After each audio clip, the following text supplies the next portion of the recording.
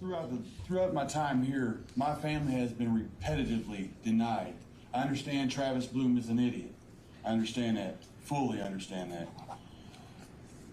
He holds a good heart.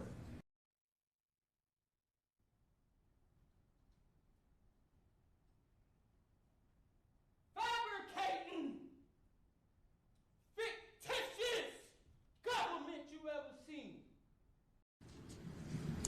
My little brother used to run to Mother and say, "Mom, BB hit me." BB was my sister. He used to say, "BB hit me." Mom would say, "Well, my lovely young man, where are the marks to prove such?" Well, Mom, show me the marks. He could not show any marks. Mother would say, "I can't tell where the marks are." True story. And the evidence is going to show that law enforcement tampered with evidence to meet their such high burden of proof.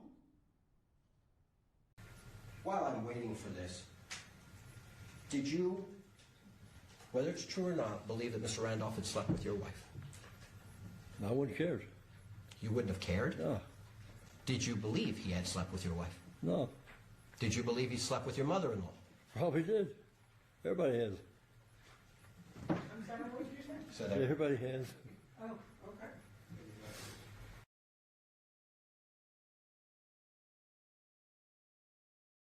Good morning, good evening, good afternoon, wherever you are, whoever you are, what if any you might be, and welcome to a new trial. Today we will be starting the Dee Warner case out of Michigan. This case is a disappearance in 2021 where Dee Warner goes missing. Her husband is arrested in 2023 on a missing body case, but they believe he has done it. There are allegations of spousal abuse or domestic violence. And in 2024, they finally find her body inside a fertilizer tank on the family property. So, what happened? What's going to happen? Who did it? Is what we're trying to figure out over the next coming weeks. And as always, we looked a little bit beforehand. We saw a motion hearing yesterday where a lot of people were saying, well, not a lot of people, but the judge were like, well, yeah, we didn't really figure out how much was allowed in and how much wasn't allowed in because he had the most monotone voice in history of judges. But seems like a case that's going to be built a lot on people who said that she had told them she was abused and might have seen some markings on her. And of course, the body that was found welded inside a fertilizer tank on the property in 2024. Dave 44 became a member. Thank you so much, Damon, and welcome.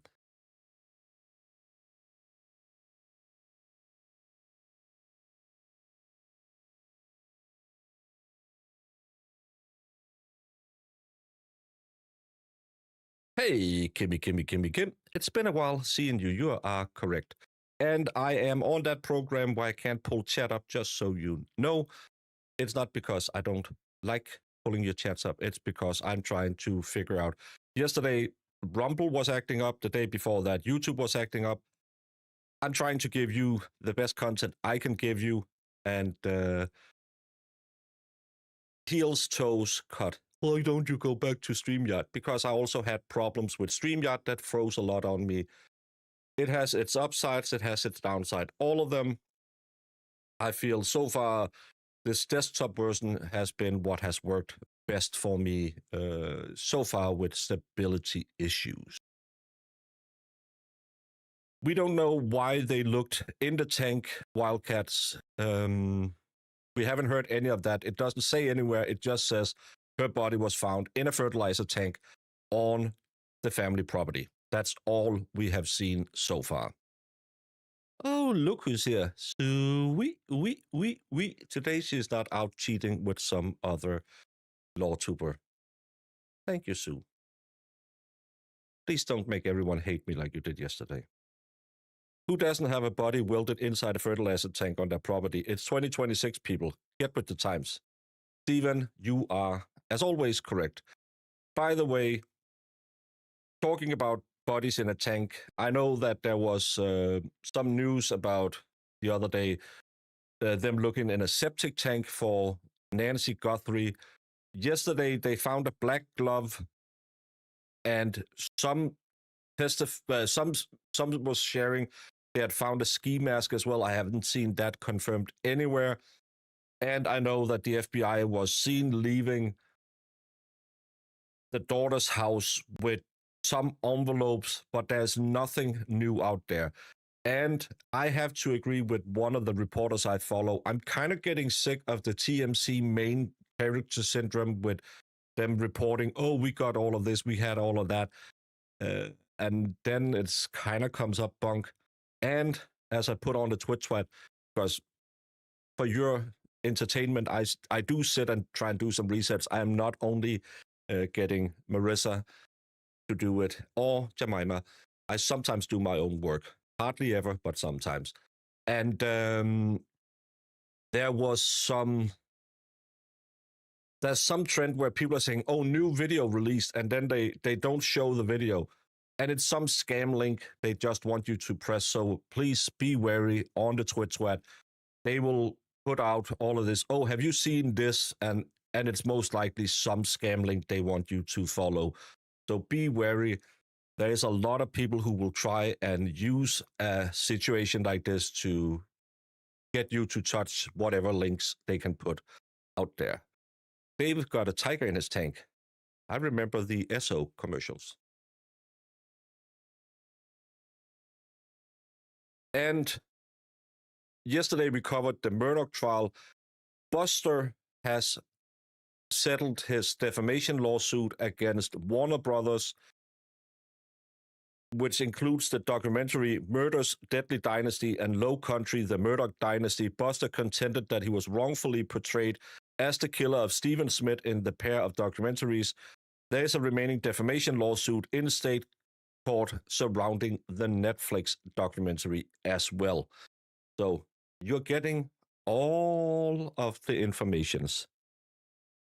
Ashley Banfield blames brother-in-law. Yeah, I saw people saying, isn't it weird that we haven't seen the brother-in-law since it happened? No, because Ashley Banfield went out and blamed him within half an hour after it happened. Half an hour is a little bit.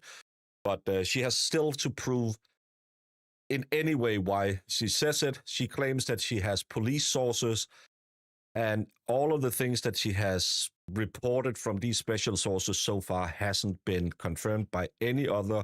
It could be she has very special sources. It could be that she's a YouTuber or a reporter or whatever she calls herself, who wants to be first, get the clicks, and just doesn't care about what facts is out there.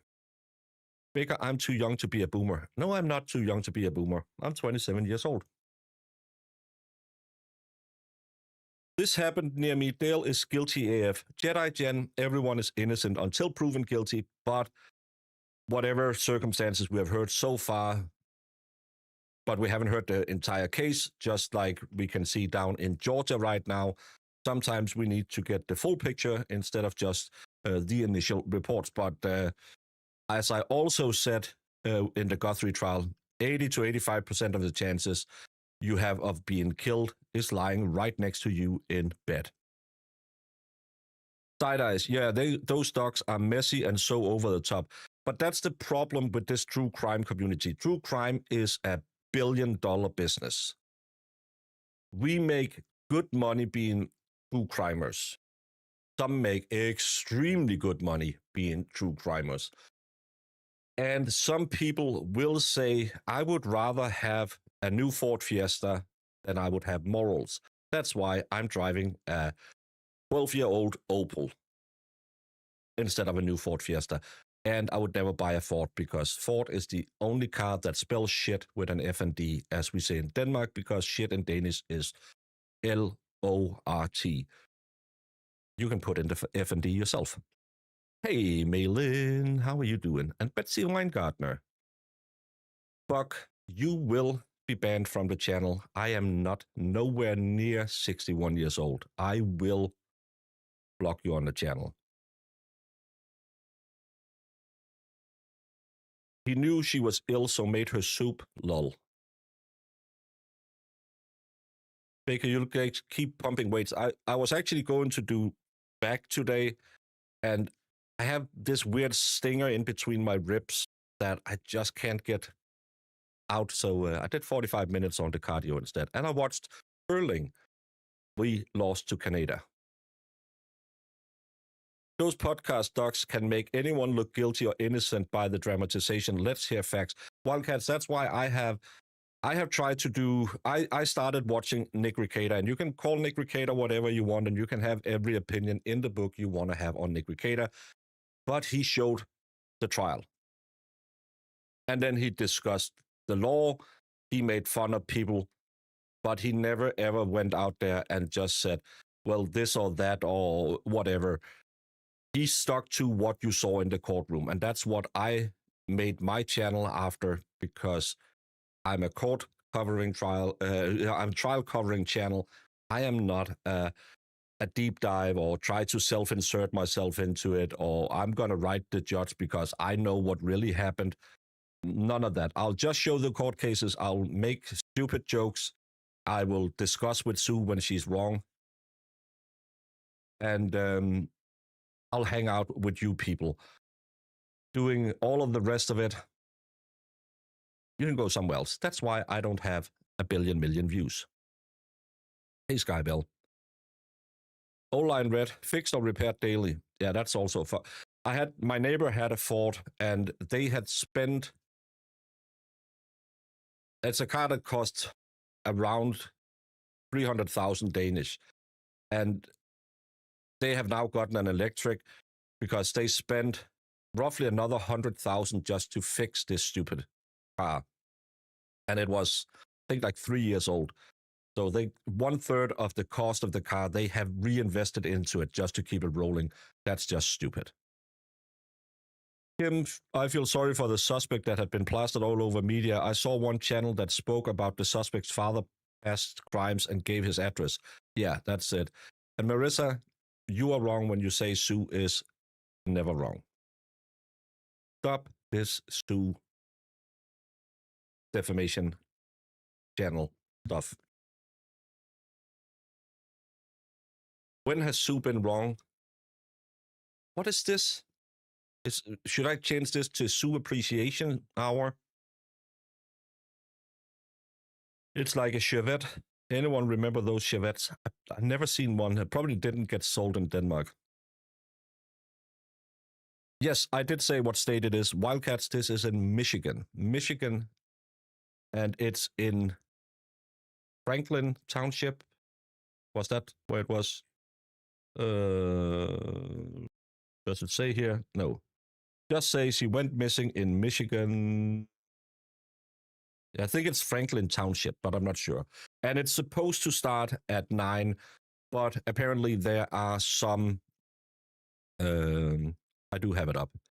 There is some other things that needs to be looked at before they start. So I do have it up, just so no one thinks that I forgot it. I wonder if Baker had heard that the Lego store is having a half-off sale. People are lined up for blocks. Oh, M-Spire wasn't the first one with the bad jokes today. Good to see they didn't chase you off today, Sweet. M-Spire, you chased off yesterday with your hillbilly joke. Alley Cat says, yes, Franklin. Thank you so much for confirming that I, as always, am right. No, Sue, it wasn't in Alpaca County. Yesterday, Baker was crying because of how much he missed Sue. we have to go track her down so Baker would move on with his life. Side eyes, don't make stories. Hey, Nancy. Northern Mission University Wildcats are here where I am in Marquette, Michigan. Is there another Wildcats? There's a Wildcats in New York. There is a documentary made about them with Goldie Hawn in, I think, the early 80s. Wildcats. No, football. Football. Lenawee County, Franklin Township is where it happened. Roses are red, violets are blue. We all appreciate the lovely Sue. Hey, Fed. Howdy, this Dale character seems like he might be a real jerk. Only time will tell. Well, he got banned from a John Deere dealership. I don't know how you get banned from a John Deere dealership. Does ammonia break down the body like acid? I would think so. I don't know if we're going to see any pictures of the body, but we don't know if it was an empty tank because it was welded shut again. So potentially it was an empty tank.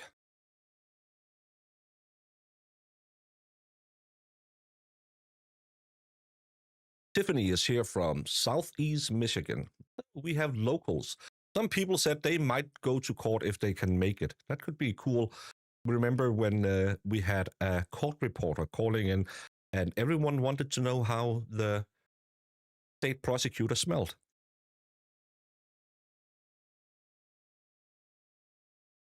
Linfield Wildcats, McMinnville, Oregon, Division 3.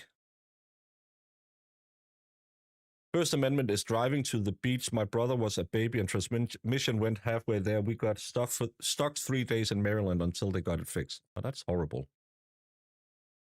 Nora, I'd assume the tank was empty, but what do I know? I'm just speculating as well. But if you're, because ammonia fumes are they flammable? Oh, and we have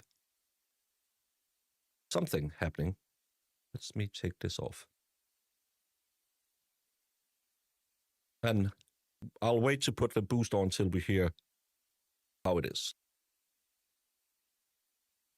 Cleverly twisted, Grand Rapids area here, but this is a couple of hours north of me. Fun facts, human skin emits much more ammonia than it breathes. No, I didn't want to sniff the prosecution, but you ladies got really into he wasn't the lead prosecutor, he was the lead detective or something, and everyone wanted to know how he smelled. It was it the case with the grandma who robbed the bank? It might have been. I think it was. Hey, Teshia Hardy. And I don't know how your day has been, but I've been shoveling snow twice today because it's been snowing all day long. Last trial I watched from Michigan was the Boogaloo trial, where they tried to, yeah, I remember that. Dave covered that. That was a weird trial. And Jedi Jen has been doing court duty. And Action News is glad that he cleaned his ears, but he should have taken that little piece of hair off his earlobe. But as we men get older, we will get hair on our ears. I have been told. I don't know that because I'm 27 years old. Skyview for 2, we are looking into Action News here. Side eyes, I am not jealous. Yes, Danny T, this is only ears. Any closer and we can see if he has earwax. Yeah, Holly Mac, why don't the producer, well, he probably doesn't have a producer. He's probably alone out there, but why doesn't he think, oh, are we live? Why haven't anyone told him we're live yet? Hey, Jemima.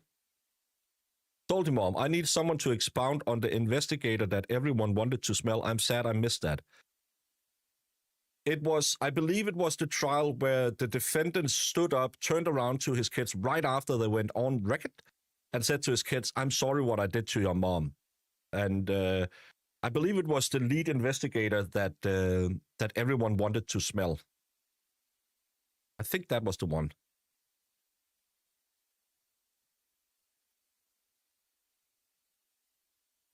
girls got a little wild in that case. Why are we looking into this dude's gross ear? Marissa, don't you kink shame. You have your feet thing. Some people have an ear thing. US v Denmark officially is for Greenland. Kesima, you made the same joke yesterday. I have said for the last 2 months, you can have Greenland. We spend $3 billion on 50,000 people every year, and they don't like us. They won't like you either. And you can't grow anything up there. You can't get any resources out of it. So good luck.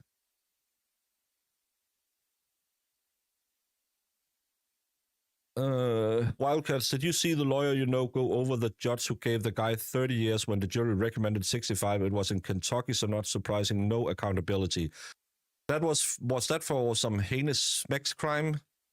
I saw someone who had done some really heinous SMEX crime got nothing, despite what it was. I was responding to J7. Well, I still see everyone going on about the Greenlands.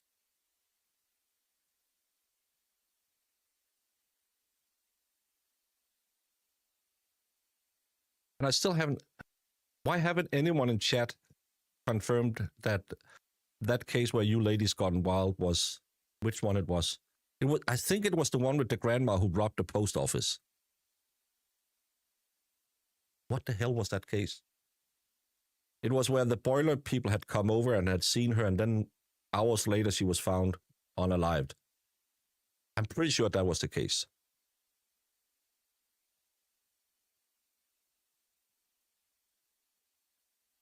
Boom, boom, boom, boom, boom. You are 13 minutes late, but Marissa says I can't complain because I was a minute late yesterday. Marissa is always yelling at me just because I like to be on time when we start. Did you hear down in the Georgia case that the judge won't let them go to dinner or to lunch before 2-3 o'clock in the afternoon because she got it wrong how long they expected the case to go, and she's just, nah, if it's going to be, no, I told them it's only going to be this long, so now I'm just going to go longer every single day. I think that's, again, prejudicial towards the defendant because he will have angry jurors and they will just blame him. They don't blame the system, they'll blame the defendant.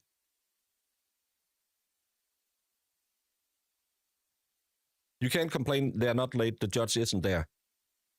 I wholeheartedly disagree. She's at 9 o'clock, she's not there. In 15 minutes, in 1 minute, we are ending the stream because then she's 15 minutes late, and that means everyone has their day off.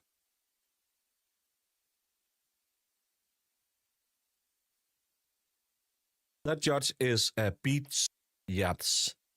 I agree with Sue on that one. She seems really unhinged. Flushy is watching that case with Melanie. Yeah, that seems like a really weird case. But they're starting later today, I believe. They're starting at noon or something because one of the defense attorneys might... Yesterday he was just, I've been informed my wife is in the hospital. So that was kind of weird. Salty Mom says, the Faust case is off the chain. Prosecution rested yesterday. I'm excited for defense case. In my opinion, Faust is being railroaded. Yeah, the transfer of DNA to her bunghole, that was weird, especially when they apparently they have her former boyfriend who was caught lying about a lot of things. And no, he didn't do anything. But because there was a partial DNA hit in CODIS with this guy from some DNA in her mouth or something, that's why he became a suspect. Are your doctors on time over there in Commieland? No, they are doctors, Marissa. Have you met a doctor who can write so you can read it or can be on time? It's like asking a lawyer to do math. Mr. Cruz's wife was taken to hospital, so might not be caught today. Yeah, that's what I heard as well. But we will start this trial, and everyone is welcome to come join us if the other one is off. And Melanie can take a day off because she's been a little under the weather as well last week, I hear. So maybe she could use a day resting a little bit because even though we're just sitting on our ass, it's still a lot of hours. Spire says, I watched This Is Monsters today. He talked about Shonda Wonder Ark and Paul Ferguson.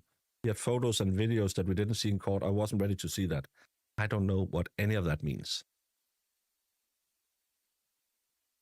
Well, what do you do when the doctor is late? You sit in the waiting room because they are doctors. You are granted a visit to a doctor's office. You treat that as you're going to the king. Because you call them and say, can I get a time? Yeah. Can you be here in 2028 between 8 and 8:06 in the morning? Okay. And you'll get into your doctor's office at 10. Socialism. Dizzy, you are not seen. No one likes you, Dizzy. Stu has told everyone that you are not good enough. No, and Rumble is behind again today. That's annoying. Apparently, there wasn't the breaks on Rumble. Why do I tell YouTubers? Because but Rumble was fine on the replay. It's only when they're live streaming. Fix your shit, Rumble. Prickle kitties. I'm kind of a newbie, so you may gone over this, but do you live in Copenhagen? No, I live 2 hours to 2.5 hours outside of Copenhagen on a different island. You can just go watch all the idiots on Twitch who doxed me the other day. So you can get my address if you want to send me anything. Don't send me honey buns. I don't like them. Opposite what you might also hear on the internet, I don't like honey buns. They are weird cakes that I don't understand why anyone eats. Mountain snooze. That case makes me so mad. Oh, the Atlanta case. Yeah, that's horrible. Marissa's doctor is always on time. That's why she chose him. Well, you don't have socialized healthcare. You can actually ask your doctor to do shit. Like when all of you said, why don't you go to your doctor when I was sick for the last 3 weeks? Because they would have said, do you have a fever? No. Go home, get some rest, fluids, and Tylenol. That's all I would have gotten. You can get more medicine in like over-the-counter medicine or whatever you call it, not non-prescription medicines than I can get. And prescription medicines, I will, when my back is really, really bad, where I can't move and I'm just crying and everything is bad and I can't walk, I will still have to get to the doctor's office to get 6 oxys because that's a strong muscle relaxer. And I'll get those 6. I won't get any more. Then I'll have to come back in 3 days if it hasn't solved my back problem. And I'll still have to get my ass into the doctor's office. I have my ibuprofen is 800 milligrams. The most you can buy over the counter is 200 milligrams. I will have to go to the doctor's office to get those, even though they can look on my prescription list that I get 100 pills every 3 years or something. It's not like I'm just chewing them, and you can't get anything other than a bad kidney out of just chewing ibuprofen. But that's socialized healthcare for you.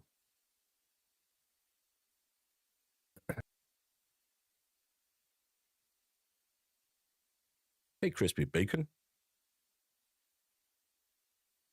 Baker has a Stuka in the driveway to Island Hub. Stukas, I've never seen one in real life. I've seen a Messerschmitt and I've seen a Spitfire, and I think I saw a Hurricane as well. And my dad actually worked or was in contact with the lady who owns one of the last few remaining B-17s that still flies. So whenever they fly over Denmark, they always fly over my town as kind of an ode to my dad, because he worked with them to get them here back when we really started remembering all the Allied soldiers that we have buried. We have a lot of Allied airmen, not a lot, but we have some graves for Allied airmen around where I live, because they flew over this part when they were flying down to bomb parts of Germany called Kiel, which is was a big naval base back then. And they would then get shut down, and they landed around this area. And my dad did a lot of work to try and find out if they had living relatives and if where they came from, because we just had the names on the memorials. But then my dad, when he got fired from his job at the young age of 62 years old, he said, well, fuck it, I'll retire. And then he got into genealogy on airmen instead of doing, my mom did it for our family. And he said, no, that's boring. I don't want to do that. Who cares? And he started finding any relatives that might still be alive to the airmen. And they were young. So again, not a lot of kids and stuff they had time to do. But my dad did track down quite a few of the families to the airmen who are buried in this area. And every year at one of the special days, we have one of the holy days, we call them.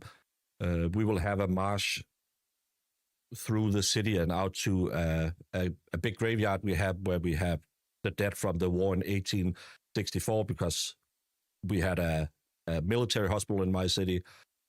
And then we'll go on to, we have an allied British gravesite for, I believe there's 7 airmen buried in that grave. Then we'll go over to the resistance fighters. Then we'll go around to a monument that my dad, when he was head of the graveyards, I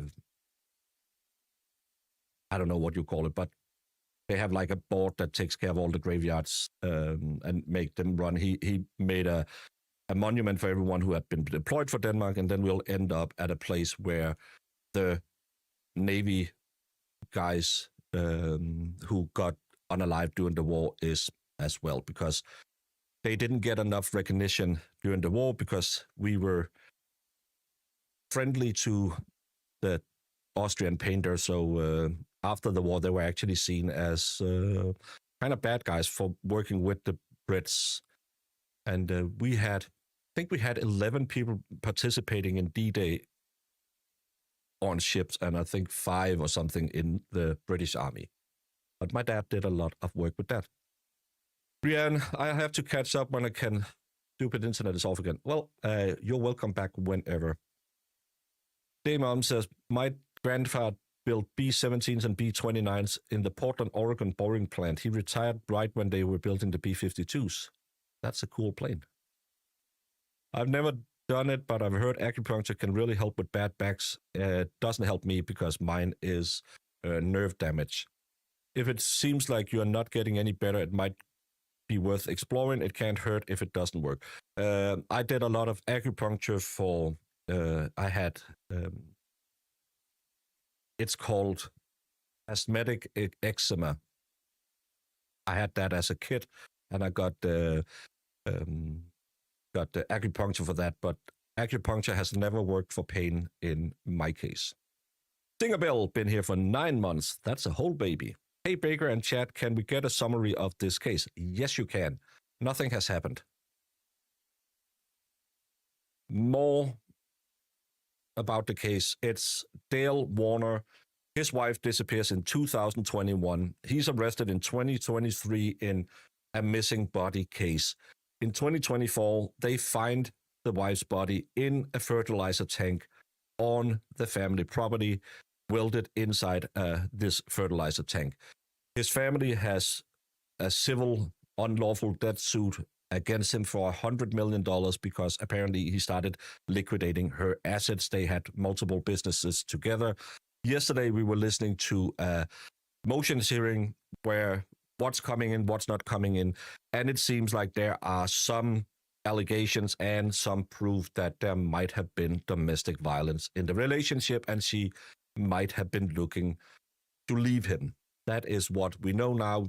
As you know, we don't do the deep dives. We just, sometimes we close one eye and look a little bit at the case, but we normally try and go in, just like Sue is right now, naked, because then we can take the case in and see what is the jury hearing.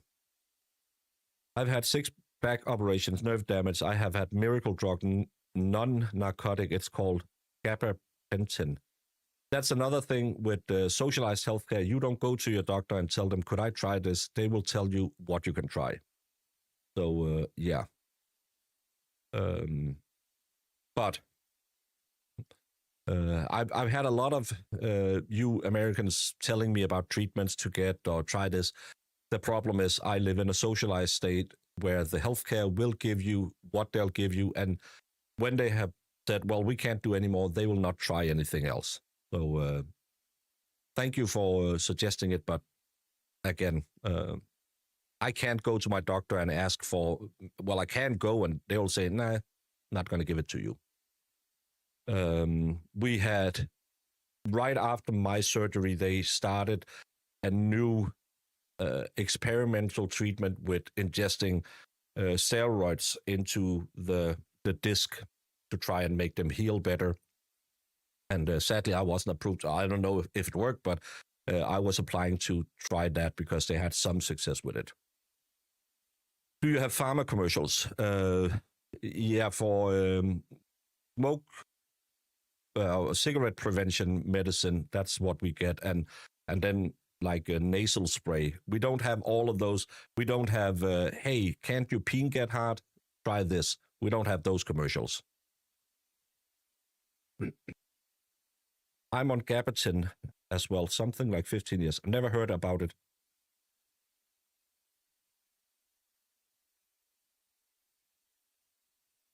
I'm waiting for ketamine treatment.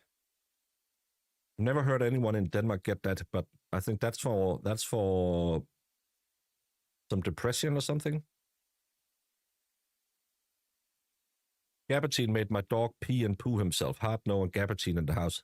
Well, I have a toilet.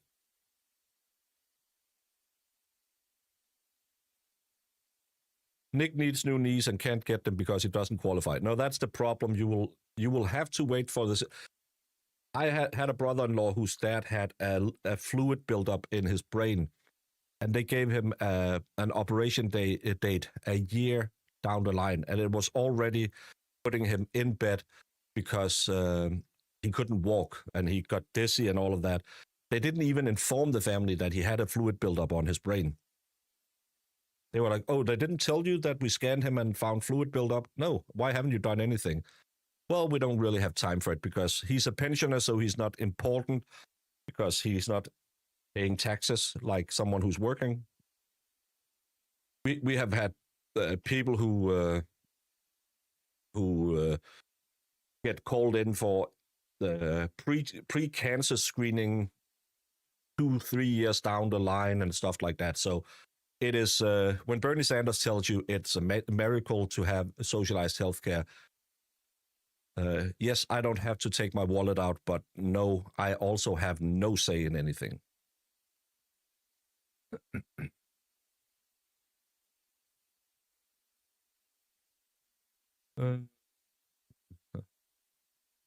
That was what that's the treatment Maya was on, ketamine. Okay. Ketamine is for chronic pain like CRPS. Okay. I thought it was for traumatic things like PTSD and stuff like that.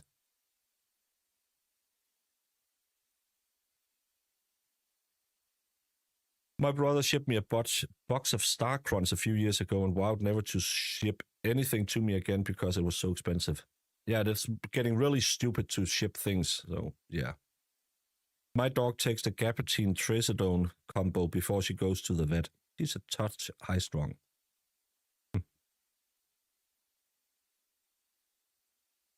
Freckle Kitties, it's in my outro that you saw that my English is my third language. What's your second? That's German.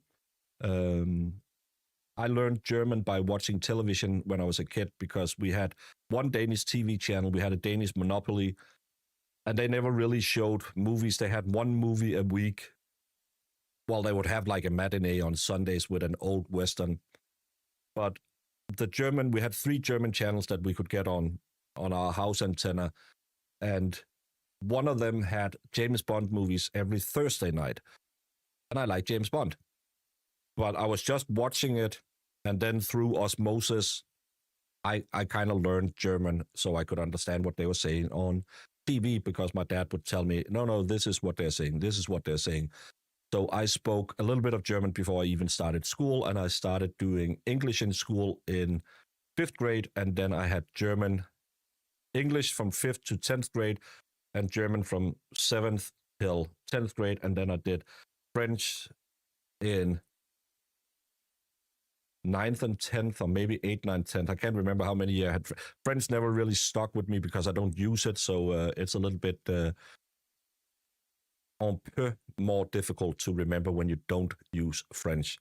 So German is my second language. Mo had ketamine treatments. I think she still has.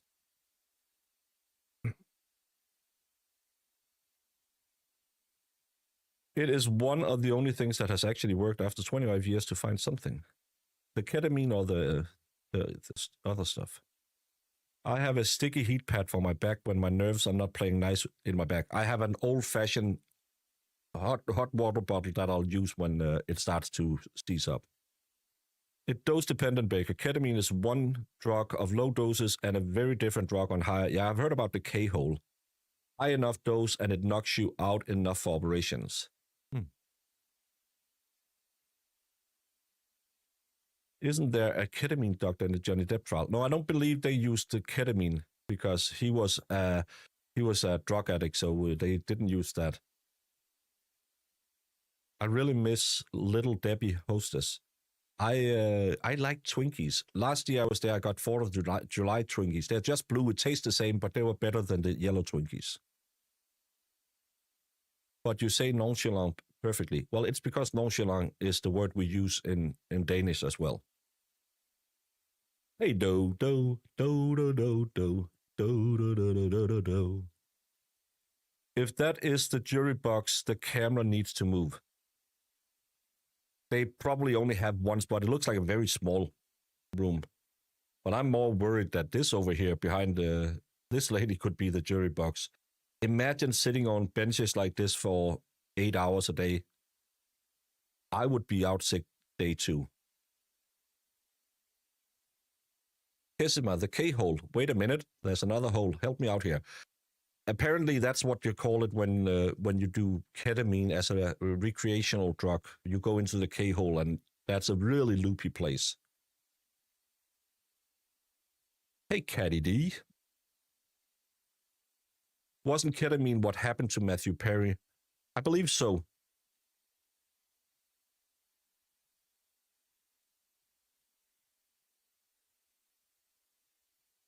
Does Baker know that expert still has his Dr. Pepper waiting for him? No, I don't know that, but I hope so, because I like Dr. Pepper. In Denmark, one Dr. Pepper, a can of Dr. Pepper costs more than $1. Hey, Miss Scarlett, how are you doing? Dr. Pepper is great, J7. I don't know what you're talking about. The jury chairs are swivel chairs, pretty comfy for the most part. Okay, yeah, Jedi Jen has been in this courtroom as a juror. So we have some really, I'm trying to figure out what the name of the chairs we have. We have courtroom 1, which is the second biggest courtroom in our local court. They have some okay chairs, but courtroom 3, which is the biggest one, they have some amazing chairs, and I'm trying to figure out what the name of them, because I would pay whatever they cost. They are great to sit in. Hey, Jen, you boy. Did you see Daily Link got a new trial? Oh, you're thinking about Daisy Link. Yes, I covered that last first Friday. But she got a new trial because of the photos introduced during the closing arguments by the prosecutions about the window that she said was kicked in and the state said wasn't kicked in. Caroline K, 88. Good morning from Michigan. Good morning, Michigan. I hope everything is great. Can you call the courtroom and tell the judge to get her behind into the courtroom because she is now 35 minutes late. Ali Crotchet or Crochet says, J7, the most disgusting soda is Moxie. Never had that one. Did you ever have Urge? Urge was a weird soda.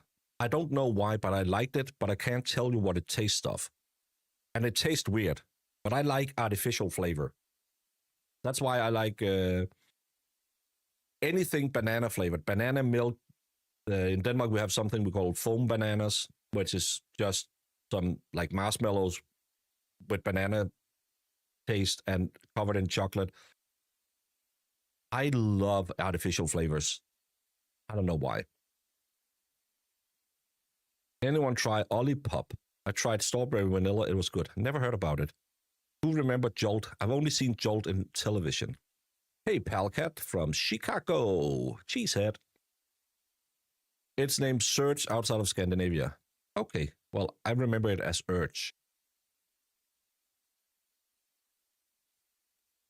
Well, looks like the defendant isn't there either, so no one from the defense team, but the judge did have something she had to take care of on the docket before, but I just want to get started.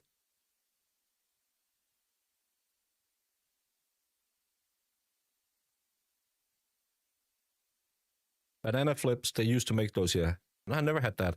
Banana runs candy are my favorite. Don't know that either. I could go for a Four Loko right about now. I actually did I buy one, or I saw a Four Loko at the Walmart when we were out buying clothes for me last year, and I can't remember if I bought any. But oh, defense team is coming in right now, so maybe something's gonna happen, and that's the lead prosecutor as well. But I've heard a lot about. I had Colt 45 when I was in America.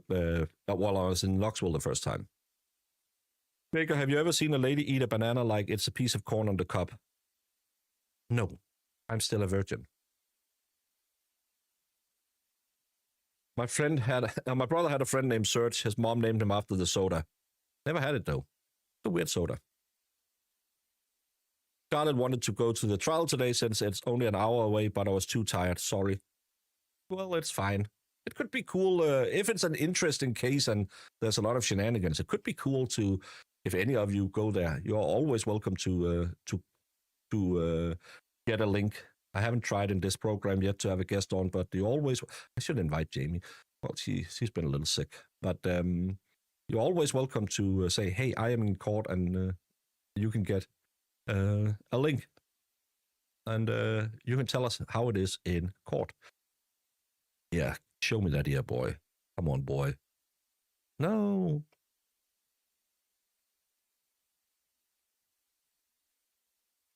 Colt 45 and 2 6X. No, I had a lot of 6X. I'm allowed to smoke when I'm on vacation. Bigger, have you ever visited the western part of the U.S.? I don't live there, and parts are gorgeous. I'd never been west of Geneseo, Illinois, and that's right around the border of Iowa. Cool, Scarlett. You've had April on. I thought this with this new setup. No, that was the old setup as well, or the StreamYard, or the web-based. This is the desktop-based.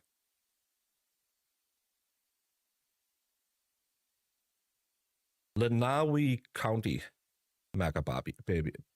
Yeah, this is Lenawi County. Franklin Township is where it happened. Well, that guy is tall. To bomb it. Baker likes Malort, so we'd probably love Four Loko. But I don't know if I like Malort, but I can drink it. I've gotten used to drinking it.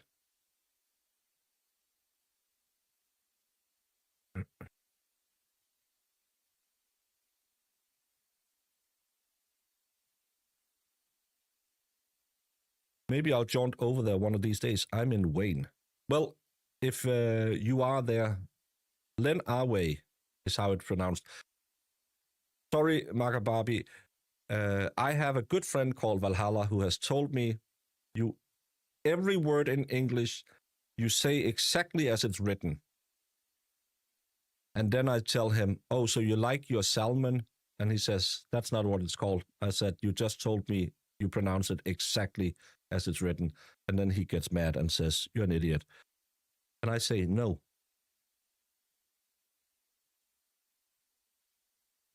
Len Away. Native American name, lots of Native American and French names in Michigan. Oregon has lots of Scandinavian fishermen, 6th generation along the coast towns. A lot of the area I was in Illinois was very Swedish inspired, but right across the border in Iowa is a Danish town where they still have that Americanized version of Danish, where they think that they get it all wrong with when you eat certain foods and stuff like that. It's funny to watch, but there's a TV program about some chefs who go over there and try and meet with these people. They are very, very nationalistic about being Danish, but everything they do, they get wrong. No one in Denmark does it the way they do. It's Lena, wee. You have to. Everyone who is from Michigan has to just give me one way of saying it. It's either Lenawe or Lenawi or Lena. I don't know.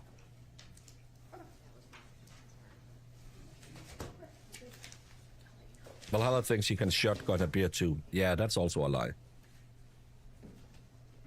Maybe Baker will tell his prom story during break. Yeah. Not that. Oh my God, he is tall, Sue.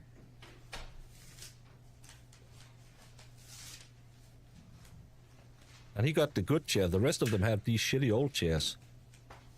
And there was a leather seat, so you'll sweat your ace off. Especially if you're in a cheap suit with a little too much plastic in them.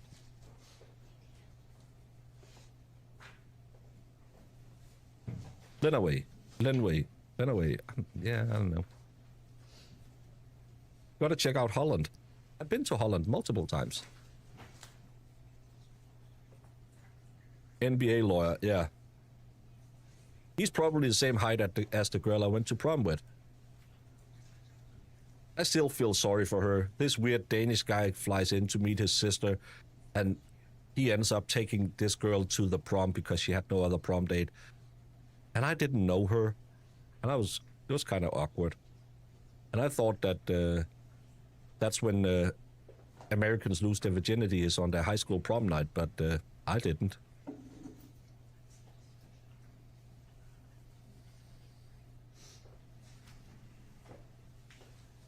He probably brings his own chair everywhere.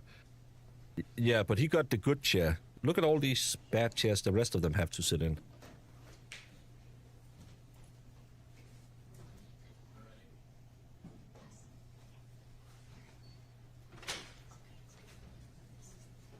Well, the prom story is just that I was going over to visit my sister. My sister was an exchange student in Geneseo, Illinois, which is close to... Is it called the Quad Cities or something like that on the border of Iowa and Illinois? And she had a friend who had a basketball scholarship who didn't have a date. So I, with my roughly 6 feet, had to go out with a girl who had a basketball scholarship. So I looked into her boobies. I'm People of the state of Michigan versus Dee Warner. We are at this point ready to proceed with the remaining preliminary instructions to the jury and then opening arguments. Is there anything that we need to address on the record before we begin our hearing? Yes, Your Honor. Just briefly, as far as the, there was a protective order that was over the x-ray of the tank, and that protective order anticipated that this would go to trial. We would just ask this court to allow us to disclose that x-ray at this point in time. I don't believe there was an objection. No, Your Honor, the court had issued a protective order on February 26, 2025, and the order does appear to indicate that if this does go to trial, This is the most I can boost the court audio of it, because this is with my booster on. Let's try and take it off and see how it is. X-ray would be used, but because the protective order is in place, Ms. Wise and I discussed the matter. We think Can't boost it anymore. To issue a verbal ruling that the X-ray can be displayed in court and used at trial. Okay, then. So to the extent that that protective order needs to be modified to allow for that evidence to be displayed in court for the purposes of this trial, I will make that modification. Thank you, Your Honor. Thank you, Your Honor. The only other two matters are, one, there was a discussion in chambers about a text message exchange between Ms. Warner and a young woman named Madison. We had objected on hearsay grounds. The court had indicated that it does not believe it's hearsay, so that text message will be used during the government's opening PowerPoint. And then also we had a question about a photograph being used because there had been some enhanced photos. We discussed it with the government, and the photograph being used in the government's PowerPoint, as well as, which will subsequently come in as an exhibit, is not an enhanced photograph. So I just wanted to make that clear on the record, so there will not be an issue. And I have put on the subtitles, but they're not showing up. So I don't know if YouTube can make them automatically. It's a still from a body cam. All right. Thank you. That's correct, Your Honor. Okay, and I would indicate that the discussion with respect to that text message is accurate. I did indicate that that text message, in my opinion, is not hearsay because it was not being offered for the truth of the matters asserted in that statement. I do recognize that it did involve two levels of hearsay, but I think that the answer is the same regardless. The text is not being used to establish the truth of the matters in those statements. Is there anything else we need to address on the record before we bring our jury in? No, thank you, Your Honor. No, thank you, Your Honor. All right.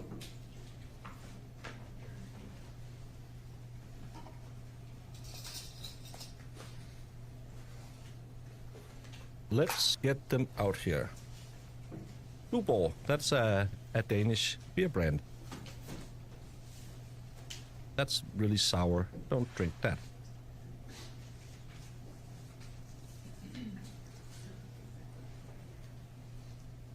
But I hope the audio is as good as it, so you can all hear it. It sounds fine to me. This is with 10 times boost on, and I don't really feel that the booster is working today. So, but I've boosted it as much as I can in my program as well.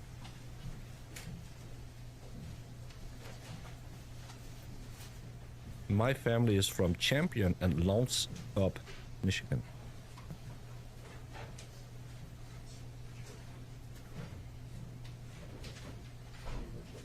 Pedorowski, it's because, you know, Yanks can't understand writing.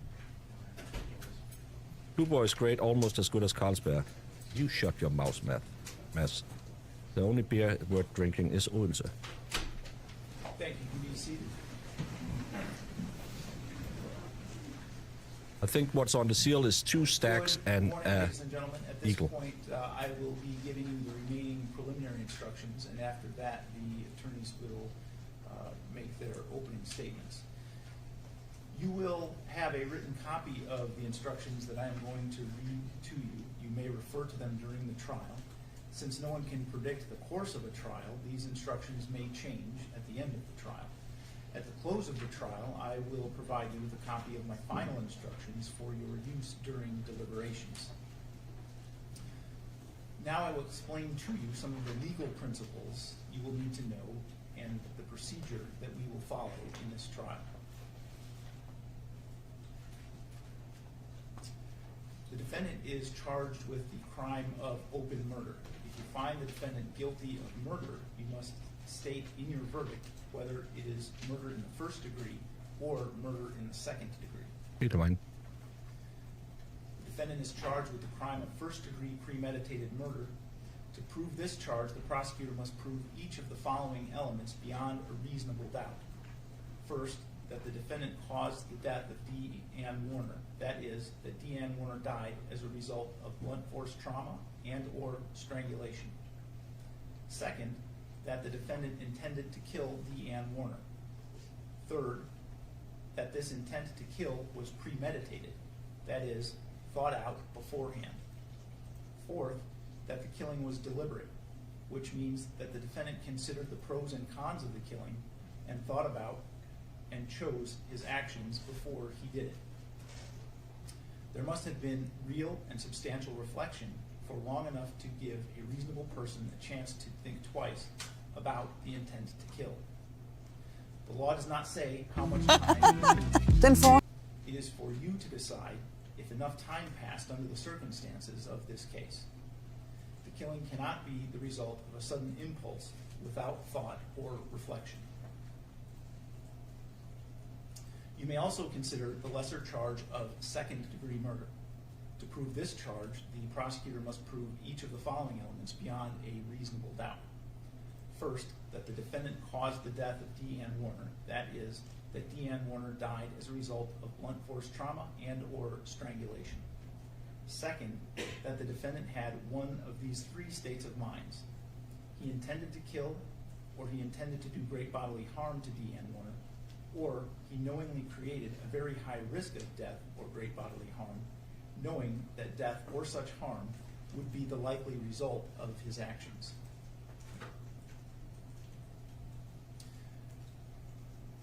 You must think about all of the evidence in deciding what the defendant's state of mind was at the time of the alleged killing.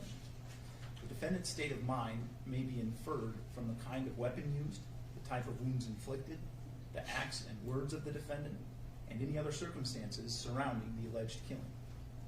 Premeditation and deliberation may be inferred from any actions of the defendant which show planning, or from any other circumstances surrounding the killing. The prosecutor need not prove a motive for the killing, but you may consider evidence of motive in deciding if there was premeditation and deliberation. Motive by itself does not prove premeditation and deliberation. The defendant is charged in count 2 with tampering with evidence. The defendant is charged with intentionally removing, altering, concealing, destroying, or tampering with evidence to be offered at an official proceeding.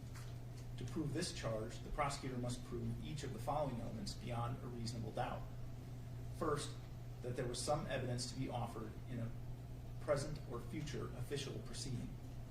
An official proceeding is a hearing held before a legislative, judicial, administrative, or other governmental agency, or a hearing before an official authorized to hear evidence under oath, including a referee, a prosecuting attorney, a hearing examiner, a commissioner, a notary, or another person taking testimony in a proceeding. Second, that the defendant removed, altered, concealed, destroyed, or otherwise tampered with that evidence. Third, that when the defendant removed, altered, concealed, destroyed, or otherwise tampered with that evidence, he did so on purpose and not by accident. Fourth, that the evidence that the defendant removed, altered, concealed, destroyed, or otherwise tampered with was used or intended to be used in a criminal case where open murder homicide was charged.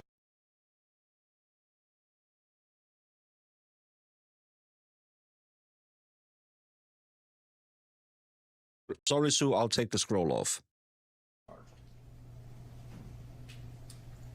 The prosecutor must also prove beyond a reasonable doubt that the crime occurred on or about April 25, 2021 within Lenawee County. You may consider whether the defendant had a reason to commit the alleged crime, but a reason by itself is not enough to find a person guilty of a crime. The prosecutor does not have to prove that the defendant had a reason to commit the alleged crime. She only has to show that the defendant actually committed the crime and that he meant to do so. The defendant's intent may be proved by what he said, what he did, how he did it, or by any other facts and circumstances in evidence. A person accused of a crime is presumed to be innocent. This means that you must start with the presumption that the defendant is innocent. This presumption continues throughout the trial and entitles the defendant to Kyle Sharkey, I don't know the makeup of the jury. I'll try and Google it. a verdict of not guilty unless you are satisfied beyond a reasonable doubt that he is guilty.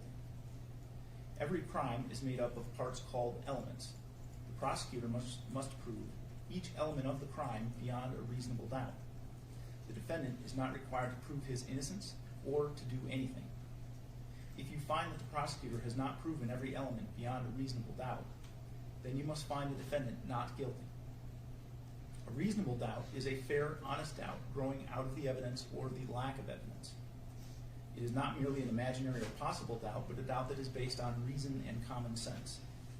A reasonable doubt is just that, a doubt that is reasonable after a careful and considered examination of the facts and circumstances of this case. A trial follows this procedure. First, the prosecutor makes an opening statement where they give their theories about the case. The defendant's lawyer does not have to make an opening statement, but she may make an opening statement after the prosecutor makes theirs, or may wait until later. These statements are not evidence. They are only meant to help you understand how each side views the case. Next, the prosecutor presents their evidence. Prosecutors may call witnesses to testify and may show you exhibits like documents or objects. The defendant's lawyer has a right to cross-examine the prosecutor's witnesses. After the Misdemeanor says 11 men and 5 women. Okay, I can't find it anywhere. Thank you. prosecutor has presented all of their evidence, the defendant's attorneys may also offer evidence, but they do not have to. By law, the defendant does not have to prove his innocence or produce any evidence. If the defense does call witnesses, the prosecutor has the right to cross-examine them. The prosecutor may also call witnesses to contradict the testimony of the defense witnesses.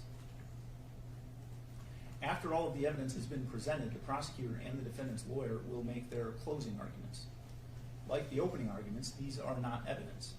They're only meant to help you understand the evidence and the way that each side sees the case. You must base your verdict only on the evidence. My responsibilities as the judge in this trial are to make sure that the trial is run fairly and efficiently, to make decisions about evidence, and to instruct you about the law that applies to this case. You must take the law as I give it to you. Nothing I say is meant to reflect my own opinions about the facts of the case. As jurors, you are the ones who will decide the case. Your responsibility as jurors is to decide what the facts of the case are. This is your job and no one else's. You must think about all of the evidence and all the testimony and then decide what each piece of evidence means and how important you think it is. This includes how much you believe what each of the witnesses said. What you decide about any fact in this case is final. Part of your job in deciding what the facts of this case are is to decide which witnesses you believe and how important you think that their testimony is. You do not have to accept or reject everything a witness says. You are free to believe all, none, or part of any person's testimony. In deciding which testimony you believe, you should rely on your own common sense and everyday experience. However, in deciding whether you believe a person's testimony, you must set aside any bias or prejudice you may have based on the witness's race, national origin or ethnicity, gender, gender identity or sexual orientation, or religion, age, or socioeconomic status. There is no fixed set of rules for judging whether you believe a witness, but it may help you to think about these questions. Was the witness able to see or hear clearly? How long was the witness watching or listening? Was there anything else going on that might have distracted the witness? Does the witness seem to have a good memory? How does the witness look and act while testifying? Does the witness seem to be making an honest effort to tell the truth? Or does the witness seem to evade questions or argue with the lawyers? Does the witness's age or maturity level affect how you judge his or her testimony? Does the witness have any bias or prejudice or any personal interest in how this case is decided? Have there been any promises, threats, suggestions, or other influences that affect how the witness testifies? In general, does the witness have any special reason to tell the truth or any special reason to lie? All in all, how reasonable does the witness's testimony seem when you think about all of the other evidence in this case?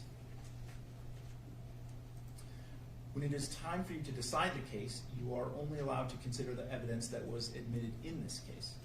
Evidence includes only the sworn testimony of witnesses, the exhibits admitted into evidence, and anything else I tell you to consider as evidence. The questions the lawyers ask the witnesses are not evidence. Only the answers are evidence. You should not think that something is true just because one of the lawyers asks questions that assumes or suggests that it is. I may ask some of the witnesses questions myself. These questions are not meant to reflect my opinion about the evidence. If I ask questions, my only reason would be to ask about things that may not have been fully explored. During the trial, you may think of an important question that would help you understand the facts in this case. You are allowed to ask such questions.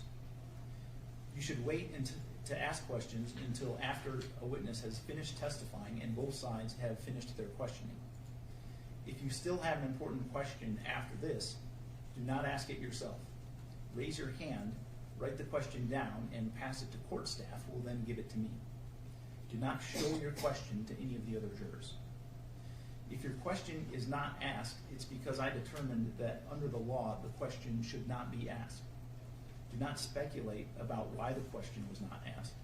In other words, you should draw no conclusions or inferences about the facts of the case, nor should you speculate about what the answer might have been. Also, in considering the evidence, you should not give greater weight to testimony merely because it was given in answer to questions submitted by members of the jury. If you cannot hear something that is said or presented, or if you cannot see a witness or evidence, please raise your hand immediately. During the trial, the lawyers may object to certain questions or statements made by the other lawyers or witnesses. I will rule on these objections according to the law. My rulings for or against one side or the other are not meant to reflect my opinions about the facts of this case. Sometimes the lawyers and I will have discussions outside of your hearing. Also, while you are in the jury room, I may have to take care of other matters which have nothing to do with this case. Please pay no attention to those interruptions. You must not discuss the case with anyone, including your family or friends. You must not even discuss it with the other jurors until the time comes for you to decide the case. When it is time for you to decide the case, I will send you to the jury room for that purpose. Then you should discuss the case among yourselves, but only in the jury room and only when all of the jurors are there. You must not talk to the defendant, the lawyers, the witnesses, or anyone who may be connected with the case. This means that you may not speak to these individuals even if it has nothing to do with this case. You should be very cautious about speaking to people because you may inadvertently speak to someone who is connected to the case. This restriction is necessary to avoid even the appearance of any improper conduct on anyone's part. If anyone tries to discuss the case with you or in your presence, tell them to stop. Explain that you are a juror and you are not allowed to discuss the case. If they continue, leave and report the incident to court staff as soon as you return to court. When the trial is over, these restrictions will no longer apply. When the trial is over, you may, if you wish, discuss the case with anyone. The restrictions I'm about to describe are meant to ensure that the parties get a fair trial. In our judicial system, it is crucial that jurors are not influenced by anything or anyone outside of the courtroom. Under the law, the evidence that you consider must meet certain standards. For example, witnesses must swear to tell the truth, and the lawyers must be able to cross-examine them. Because information obtained outside the courtroom does not have these safeguards, it could give you incorrect or misleading information that might unfairly favor one side. These restrictions start now and continue until I discharge you from jury service. It is your duty as a juror to decide this case based solely on the evidence you see and hear in this courtroom. You must not consider information that comes from anywhere else. This means that until you deliver your verdict, you must not read, watch, listen to, or receive any information, including opinions or commentary about the case, whether in newspapers, television, radio, the internet, or social media platforms. You also must not research any aspect of the case during trial. This means research using a cellular phone, computer, or other electronic device to search the internet, as well as research with traditional sources like dictionaries, reference manuals, newspapers, or magazines. You must not investigate the case on your own or conduct any experiments concerning the case, including investigation or experiments using the internet, cellular phones, computers, or other electronic devices. You must not visit the scene of any event at issue in this trial. If it is necessary for you to view or visit the scene, court staff will take you there as a group under court supervision. You must not consider as evidence any personal knowledge you have of the scene. You must not share any information about the case by any means, including cellular phones or social media. This means that even if you are not discussing the case with someone else, you may not post any information about the case on social media websites or in any other manner. If you discover that a juror has violated these instructions, report it to court staff. You may take notes during the trial if you wish, but of course you don't have to. If you do take notes, you should be careful that it does not distract you from paying attention to all of the evidence. When you go to the jury room to decide your verdict, you may use your notes to help you remember what happened in the courtroom. If you take notes, do not let anyone except the other jurors see them during deliberations. Each night, your notes will be collected and locked in a filing cabinet. Your notes will not be examined by anyone, and when your jury service concludes, your notes will be collected and destroyed. You can see that we have chosen a jury of 16. After you have heard all of the evidence and my instructions, we will draw lots to decide which 4 of you will be dismissed to form the jury of 12. Possible penalty should not influence your decision. If you find the defendant guilty, it is the duty of the judge to fix the... He is very boring. Who is not boring is J7 because she made it rain a pinky. 10 memberships. Caroline K. Misdemeanor. Ellie Cat. Task and Conquer. Sir Frank Otter. Persephone. Mary by Bo. Krista and the Van Dogs. My Redemption. This good were the lucky the lucky ones who got it. That's the word I was trying to say. Thank you so much, J7. Penalty within the limits provided by the law. Always I may generous. have more instructions during the trial. After all the evidence has been presented, you will hear the lawyer's closing arguments. Following the closing arguments, I will give you additional instructions about the rules of law that apply to this case. You should consider all of my instructions as a connected series. Taken together, they are the law that you must follow. After my final instructions, you will go to the jury room to decide on your verdict. A verdict must be unanimous. That means that every juror must agree on it, and it must reflect the individual decision of each juror. It is important for you to keep an open mind and not make a decision about anything in the case until you go to the jury room to decide the case. You must not let bias, prejudice, or public opinion influence your decision. Each of us may have biases or perceptions about other people based on stereotypes. We may be aware of some of our biases, though we do not express them. We may not be fully aware of some of our other biases. Take the time you need to test what might be automatic or instinctive judgments and to reflect carefully about the evidence. I caution you again to avoid reaching conclusions that may have been... Yes, Marissa put it in members only chat. So you might have to hit the refresh because YouTube doesn't think that well. But it's just it's a little part of the grift that made you become a member, so you can chat with all the wonderful people and of course Sue. And that's just a little part of the grift. But thank you so much, J7, for getting some subscribers. But it's some member. No, she put it in a subscriber. Did you put it in a subscribers or members only? No, subscribers only. So you have to subscribe to the channel to tell Sue that she's wrong. And thank you, Jason, for the members only. Unintentionally influenced by stereotypes. You must reach your own conclusions about the case individually, but you should do so only after listening to and considering the opinions of the other jurors who may have different backgrounds and perspectives from yours. At this point, we are ready to proceed with the opening statements. Mr. McCready.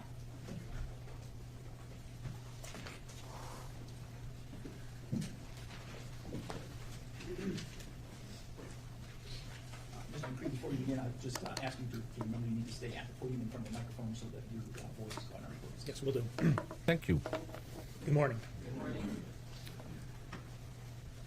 Now we get to start what we're here for. This is Dee Warner.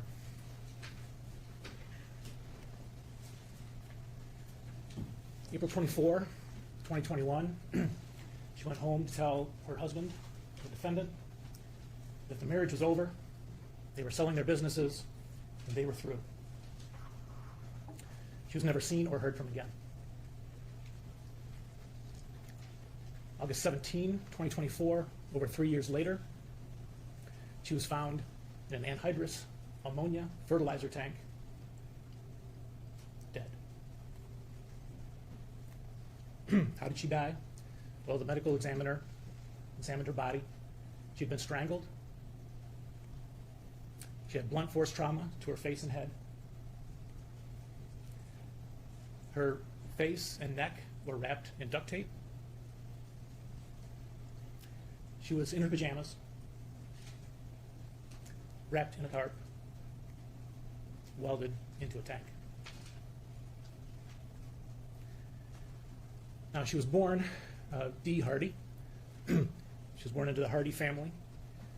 She was first married, before she was married to the defendant, to Tim Bach, and the two of them had 4 kids. You'll hear from 3 out of the 4 will testify. In order, from oldest to youngest, Amber, TJ, Zach, and Raquel. At the time of April 24, 2021, all 4 kids were adults. You'll hear that Dee and Dale worked together at a company called Crop Production Services. They each got divorced from their spouses, got married, and they had a child together named Angelina. In April 2021, Angelina was 9 years old. Dale had also been married to Julie Warner. That couple had 4 kids who were also all adults in April of 2021.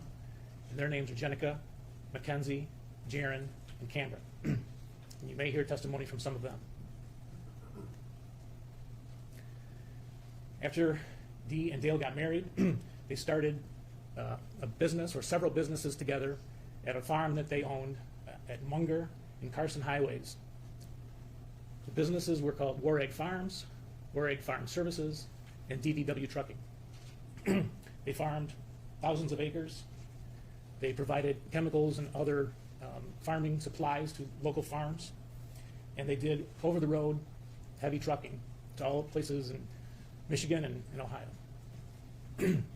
Dale did the farming, and Dee basically ran the office.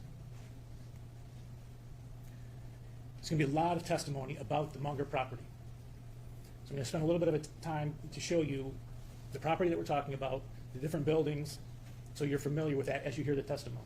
I understand that you're sitting far away, so I've blown this up as big as I could possibly do that. But you will get, for all these things that you're going to see, you will get physical exhibits as the witnesses testify. So you'll be able to hold those in your hand and see them up close. But you see here, this is a 2020 overview. This is the closest in time that we have to April of 2021. And you'll see at the bottom edge, that's Munger Road. So the farm is to the north of Munger Road. This is another view that we will use fairly often throughout the course of this trial. We've got the buildings numbered because other than the house, which is number 3, people use different names for different buildings. But right there at the southern edge, building number 3, that's the house. That's where Dale and Dee lived. They had bedrooms for the kids, even though they were adults. We haven't heard any time This all limits. takes place on this property. That's the back of the house. That's where everybody came and went from, parked in front of. That's the view from the road. That's the garage.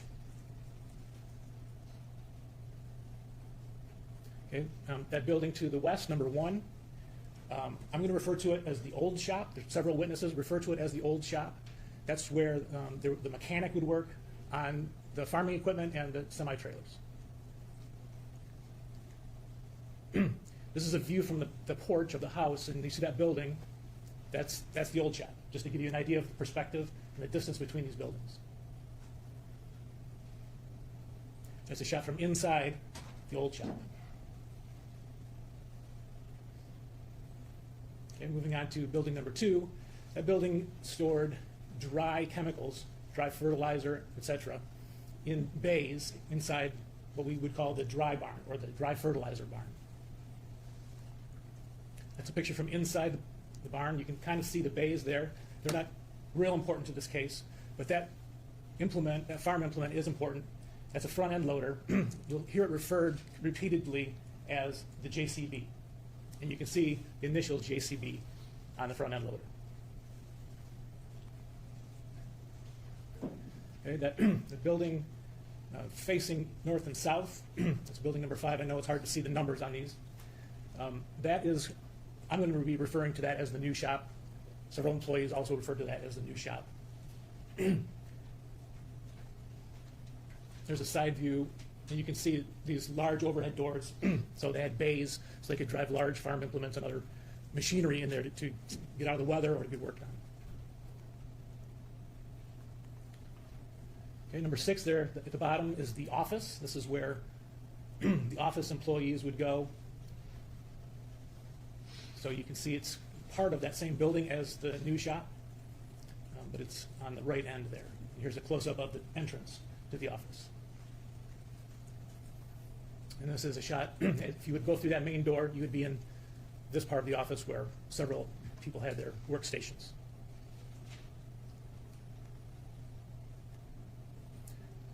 To the northeast, building number 7 is the building where the large sprayer would go in and be filled up with chemicals to then be applied to the fields. We'll be calling that the spray barn. And you can see the sprayer can pull in one end, get filled up, and pull out the other end. I also want to bring your attention to this area to the northwest. I'm going to blow that up just to show you a few things. Right there in the middle, those 2 white tanks is where they stored the anhydrous ammonia. Again, it's a fertilizer. Tens of thousands of gallons were stored in those 2 tanks. Towards the bottom, you see 4 smaller tanks. Those smaller tanks would attach to the larger tanks and be filled with the anhydrous ammonia. That area there is referred to as the burn pile. This is where they would burn their trash. And this will be important as we go on.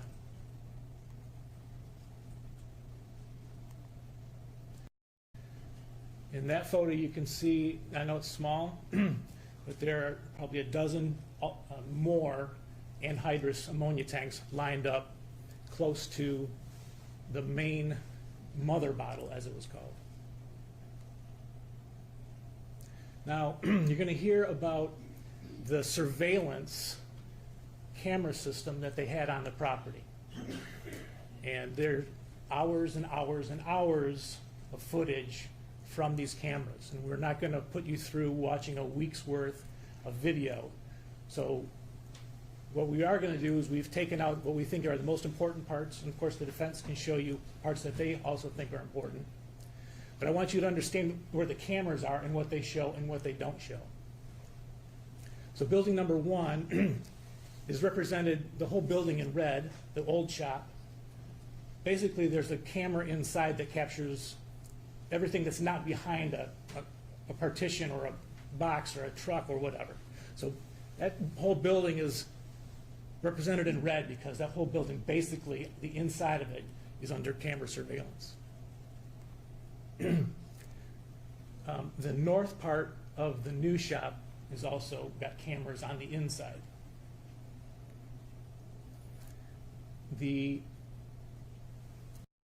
Call me boomer one more time. I just figured out how to get chats up.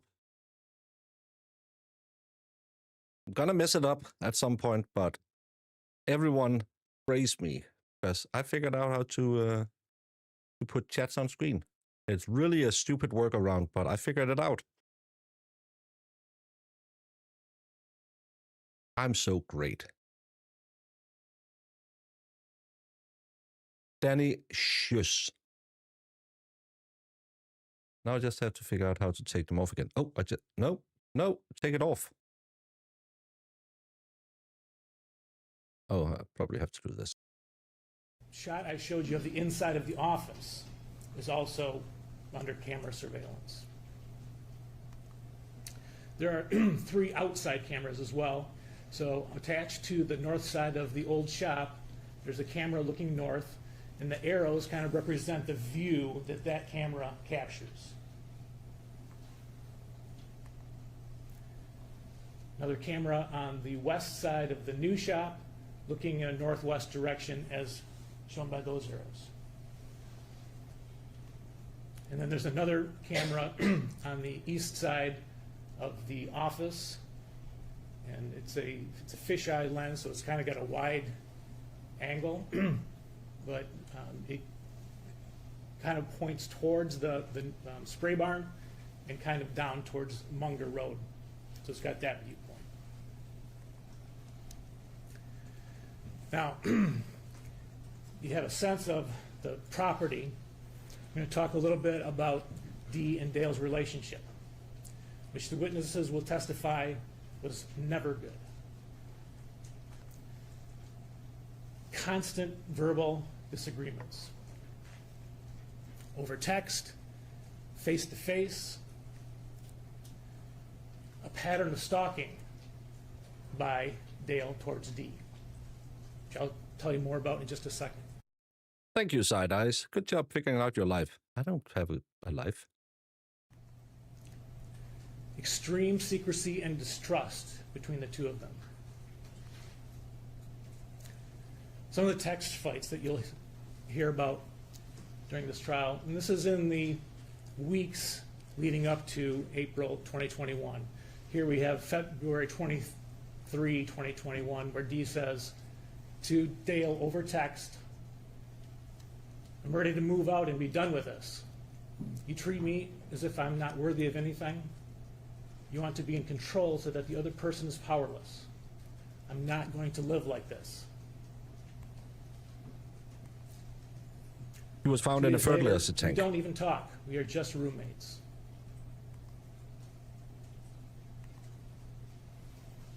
February 25, our relationship has gotten so much worse.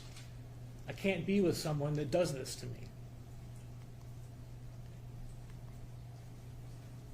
March 1st, nothing is ever good enough for you. You wonder why I don't sleep with you. All of this. They had a vacation planned to Disney World. I think they left on March 6th. 2 days before, she says, "Fuck you, I'm not going." You hear about face-to-face confrontations as well. Dee's daughter Raquel will testify to that.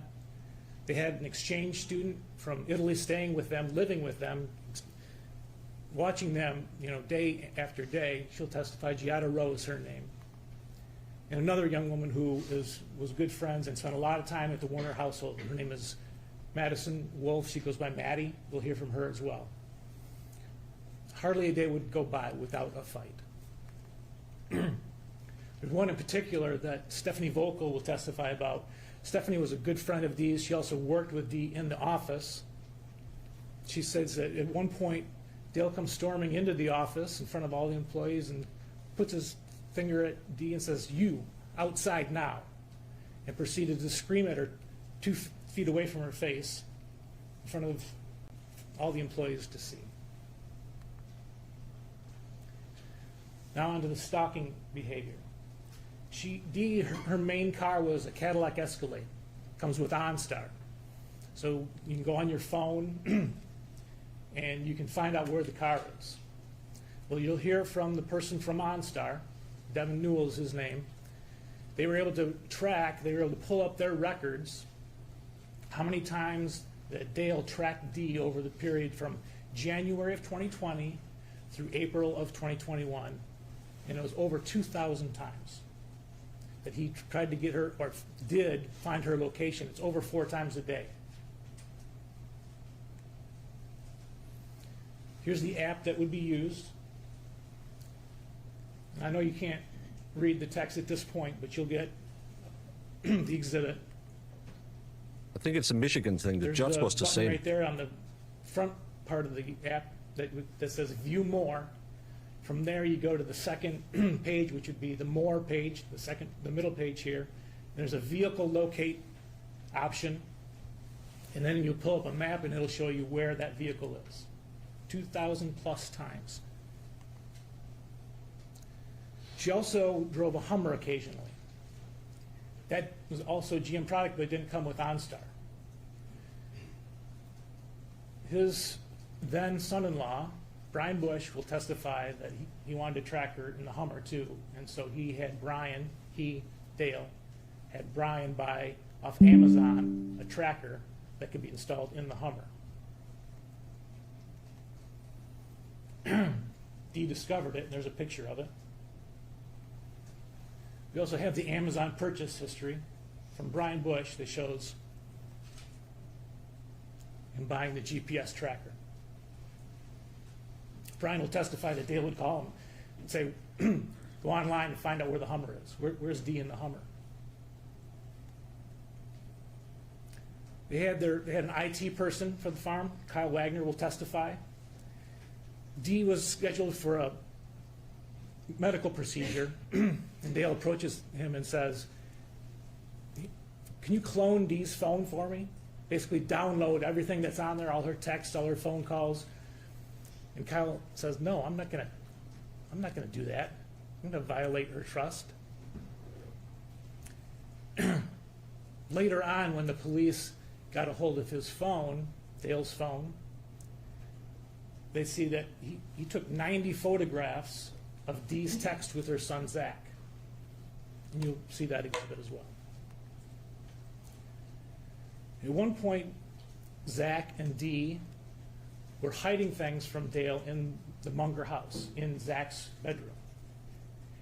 And Zach goes to get in his safe, and he can't get in it.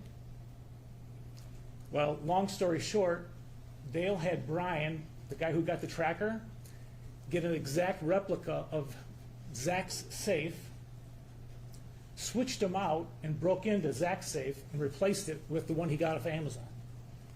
Zach will testify to this. But again, June 11, 2019, we have the record from Amazon of the safe that Brian bought for Dale.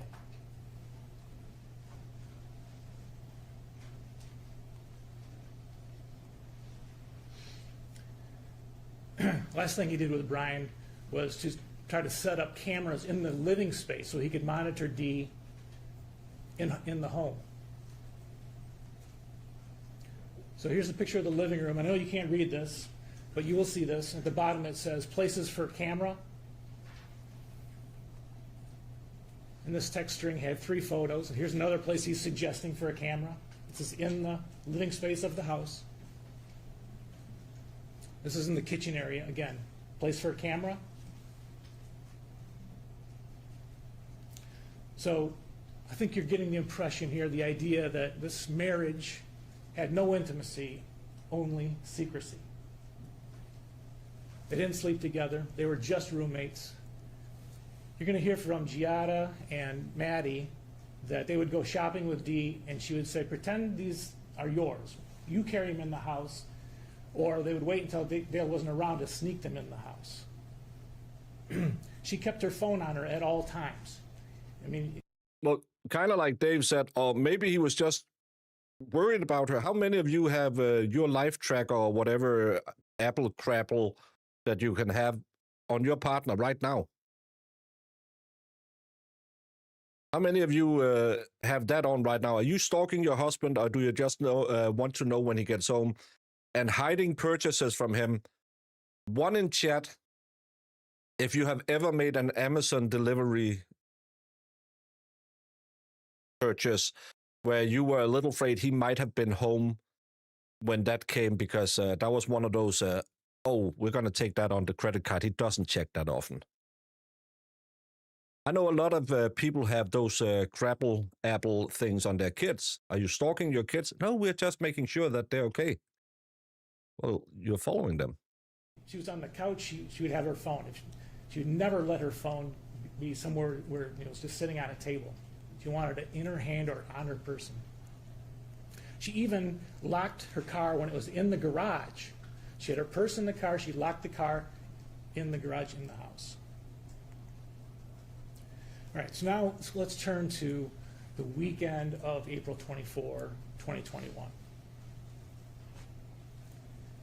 So Friday, there is a blow-up with 2 employees. 2 of the trucking company employees, the brothers actually, Todd and Terry Narick. And you'll hear more about this. It's not important right now what the issue was about, but Dee was at odds with both brothers at the end of the day on Friday. Saturday morning, Dee goes to her oldest daughter, Amber's house. Angelina, the 9-year-old, has spent the night there.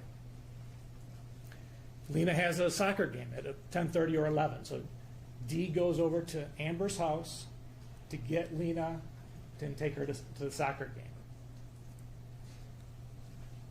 Dee comes back from the soccer game, sobbing, hyperventilating. What happened? I told you about the 2 brothers Friday night, Terry and Todd. Well, Terry, his girlfriend or his ex-wife is also named Terry. Terry with an I. While Dee was at the soccer game, she gets this text from Terry. And I'm not going to read you the whole thing, but here's the important part, about 2/3 of the way down.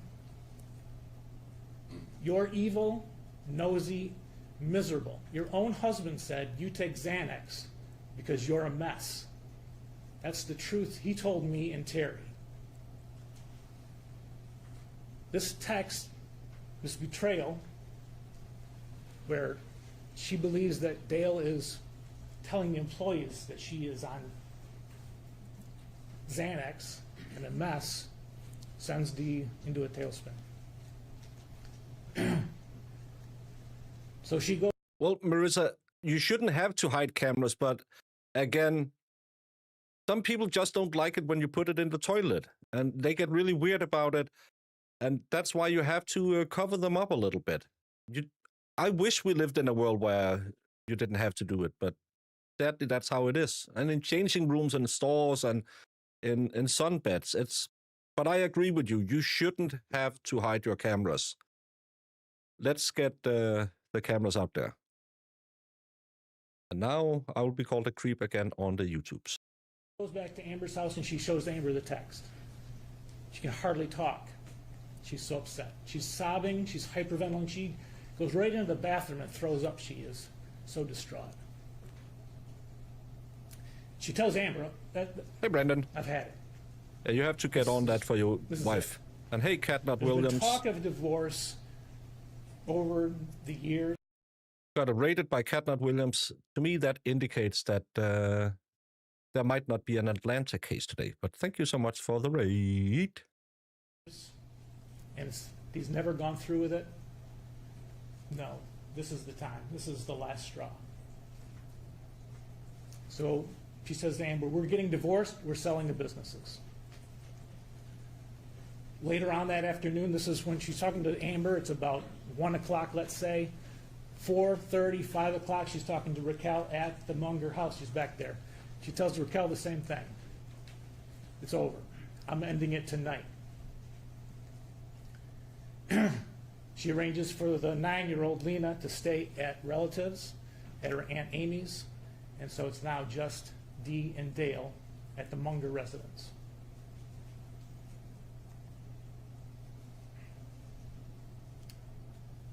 Let's hope that. Now, Dale, after...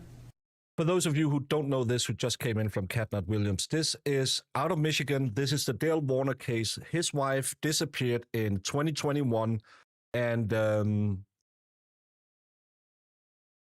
they didn't really know what happened. He, of course, as in almost every case, your spouse is the one who's going to kill you. So he was a suspect, but he wasn't arrested until 2024. He was living on a farm. They had multiple people out there, or multiple searches. They had corpse dogs and everything, but they didn't find anything. They then arrest him in 2024. We are going through opening statements from the prosecution right now. They were splitting up. Apparently, there was some domestic violence and money issues. But in 2023, he's arrested in a no corpse case and is charged with unaliving his wife. In 2024, did I say 23 before? 2024, in a fertilizer tank on the property, they find her deceased body in this tank that is welded up. So that's kind of weird. Lenawee County, this is in Adrian, Michigan, in Franklin Townships. And Marissa says, however, to be fair, we don't know if Dee knows about them yet. I would still say the car tracker being hidden is odd. Yeah, I'll just be the devil's advocate on it to try and get some, because yeah, it's weird sometimes. Dee goes missing Saturday night into Sunday. He speaks with the police numerous times, and you're going to hear these interviews. And so he's acknowledged that he got a call Saturday, late morning, when he was out in the field doing his farming things. Dee calls him. He could tell by the tone of her voice, quote, he was going to get an ass chewing. And Dee said to him in that phone call, why are you telling the help I'm on Xanax? And we're done. We're selling everything. This is it. This is from his own lips. So, again, back to other interviews that what Dale told police. Also, cat raiders, you should know that as the days grow shorter and colder, and you looked fate in your fellow man, you must remember this one thing. Thank you, Brandon. And Brandon hasn't been around in a while, so I am fearing a lot what the next text might be. I'm not sure that it was a good idea that I can pull up text messages now. And Brandon, unless you are in the Southern Hemisphere, the days are getting longer. Happened after everyone left the property and it was just him and Dee Saturday night. He said that she was upset over the employees. Not that it was about divorce, it was about the fights Friday night. She accused him of being mean, and he tells the police, look, we've been going to marital counseling and I've been told to de-escalate, and that's what I did. I de-escalated. He says, we never had the sell everything conversation. She brought it up, and I said, Dee, it's just not your decision. He tells police she... Nope, Zach, he hasn't. Things will only get worse, much worse. Worse than you could ever imagine. Also, Google Portuguese snowblower. Do only Google Portuguese snowblower if you are a grown adult, because Brandon will find weird things on Urban Dictionary. This one isn't the worst he has found, but thank you so much, Brandon, and so glad to have you back. So, yeah. Wanted to escalate more, but I wouldn't go there. But she wouldn't let it go. She got herself so upset, according to him, that she got a migraine. She took some pills, ate some food. He rubbed her shoulders. She was calming down. She fell asleep on the floor. He put her on the couch and went to bed. And that's all that happened Saturday night. Sunday morning, Dale gets up early to go farming. He tells police, I leave the house she's still snoring away on the couch where I left her. This is a shot of the living room looking towards the kitchen, and he later tells police that's the couch that I'm talking about.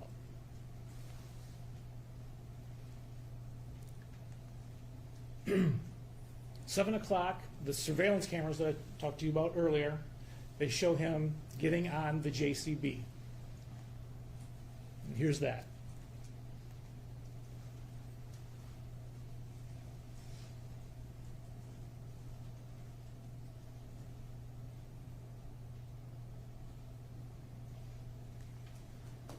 So again, just to remind you, I know you don't have this memorized yet. We're talking about number 2, the dry fertilizer barn at the top, and the camera that you just saw was the camera off of building number 1, the old shop, pointing north. There's a blow up of that. There's the area that we saw the JCB in. You can see if that JCB had turned in front of the old shop, it would be heading right toward the house. Between the house, number 3, and the dry barn, number 2. Okay? He acknowledges that he drove the JCB up to the house. Okay? Sunday, later that day, witnesses will actually see the JCB tracks going up to the house. If you recall from the camera angles, there's no camera that shows that stretch from south of the dry barn to the house. So that it's not on camera, him driving up to the house. But witnesses will say, yeah, we saw the tracks, and Dale agrees he did drive up to the house. So the tire marks out front, so on Sunday, when someone comes over here and they see the tire marks from the JT, really whatever the yellow one up to the quarters, you call, I mean, you know, it's aggressive, the Dee tried it, so you remember, did you do anything? You did it for us the other day for trash. Remember I told you when I went out, I forgot, I pulled on the JCB, I pulled over this way, I forgot something, I went into the house, Greg. Okay. I think I forgot my tool life and everything up this, so. You said you drove that over there, but it's okay. I didn't ask you. Right, I pulled out, and said, shit, I need this, I went and grabbed it, went back out, and went back around. Okay, you'll see the man in the orange shirt. That's Kevin Grucka, Detective Kevin Grucka is now retired. He was the lead investigator on this case for the first months or year.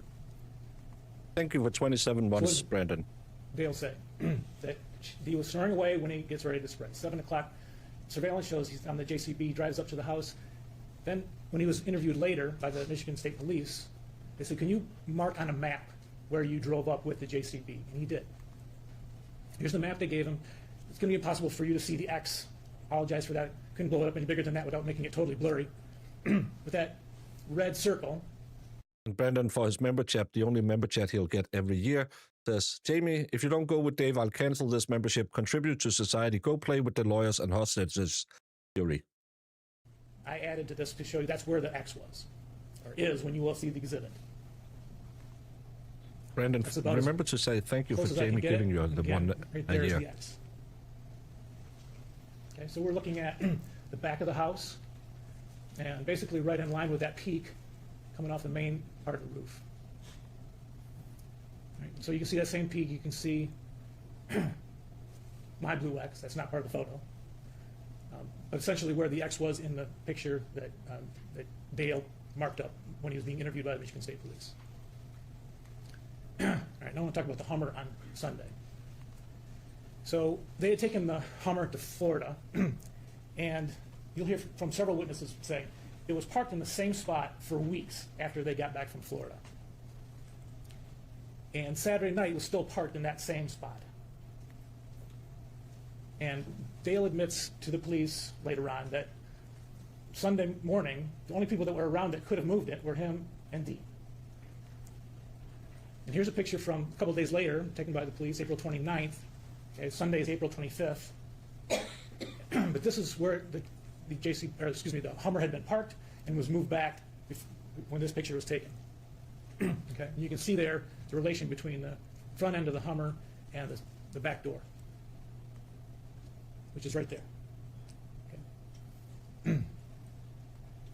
Now, in relation to the living room, the door that the Hummer is parked in front of is right there.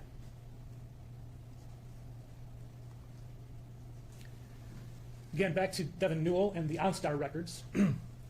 They'll testify that at 7:08, okay, remember 7 o'clock, JCB comes up to the house. 7:08, Dale uses his phone to go on my Cadillac, OnStar, and unlock Dee's car in the garage. And again, just here's the app, and there's the unlock button right there. There's the garage door open. Again, this is a couple days later, April 29th, but that's where Dee always parks her Escalade. I'm getting this right. This guy is a farmer, and it took him 3 years to not dispose of the body permanently. What kind of lazy-ass farmer is that? It's not a pig farmer. Danny will tell you that. He can dispose of a body in a night.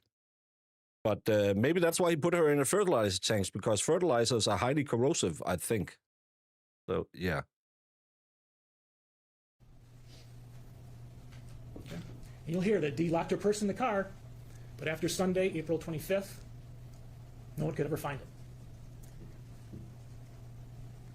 Hey, Kat, and thank you so much for the rate, and I hope everything will go fine with your trial tomorrow, because I heard that someone was at the hospital, so fingers crossed that everything will be back. And I've been listening in when I've been not streaming, and oh my effing God, what's wrong with Atlanta? You showed me Atlanta, and then we did the Waffle House trial, and you need to fix Atlanta. 7:14, you'll see the JCB driving up to the northeast corner of the property. You'll also hear that Dee's phone made the last contact 9 with weeks. the cellular network at 7:14. So 7-8 weeks, I'll After guess. 7:14, her phone is never on again. Its last location is on the Munger property. We know that because there's a cell tower to the north and another cell tower to the south, and we know the distance the phone was from each tower, and we can triangulate that the phone was on the Munger property. You'll hear from a witness that'll tell you that. 7:45, he gets in the sprayer, leaves the property to go spray a neighboring property. And he's basically out spraying until a little after 11. When he leaves, he texts Dee's phone, going spraying, call you later. Okay, so he leaves at 7:45, so he returns at 8:15 for about a half an hour to reload, goes back out in the sprayer, and that's where he is for about 3.5 hours total. So he's gone. Daughter Raquel, Dustin Lally, and their kids, two daughters, they have a standing invitation for Sunday morning breakfast. Okay, so this is not something that's prearranged. They just show up expecting Dee to be there, expecting to have breakfast with her. They come in the house, she's not around. Okay. Now remember, she was on the couch snoring when he left. 9:30, they arrived. She's not on the couch anymore, for sure. Both of her cars are there. This is odd. Where is she? 9:41, Raquel texts, where are you? No answer. So they eat breakfast, not really alarmed yet, just kind of curious, why isn't she here? Why isn't she answering your text? She always answers her texts. But they go back to their house, and you'll hear that they live only maybe a mile up the street. But before they even go in, Raquel's like, I'm going to call her. And it goes right to voicemail. Again, that never happens. Dee's phone is attached to her, and she will always answer. So they return to the Munger property to say, okay, something's not right here. So Raquel, they come back. The Hummer is now up at the office, and so is the JCB. She'll testify that actually the Hummer was up at the office when they were there at 9:30 for breakfast. So she figured, okay, Mom's not in the house. They must be in the office arguing. So Mom's not answering. Let's go to the office, and just make sure that everything's okay. So you'll see 10:09. She appears on that office surveillance camera looking for her mom, and Dee is not there. Okay, so Raquel and Dustin then go to Dee's brother and sister-in-law's house, Greg and Shelley Hardy. Again, they're all living within a 5-mile radius. This is like 2 miles down the road. First they go to an event center that Greg and Shelley have, and then they go to Greg and Shelley's house to see, is Dee here? No. Do you know where she is? No. So now Shelley joins them as they start looking any place that Dee could possibly be. And the Warners have a property up at M50 and Onstead Highway that they call the Cedar Point property. It's got a lodge there. They go up, no, Dee is not there either. So now they've crossed up all the places that she possibly could be. We didn't really search the house. I mean, she wasn't answering when we called, but let's go search the house. But in the meantime, she calls her siblings, Amber, Zach, and TJ. Hey, do you know where Mom is? Have you seen her? No. She calls Stephanie, one of her best friends. Do you know where Mom is?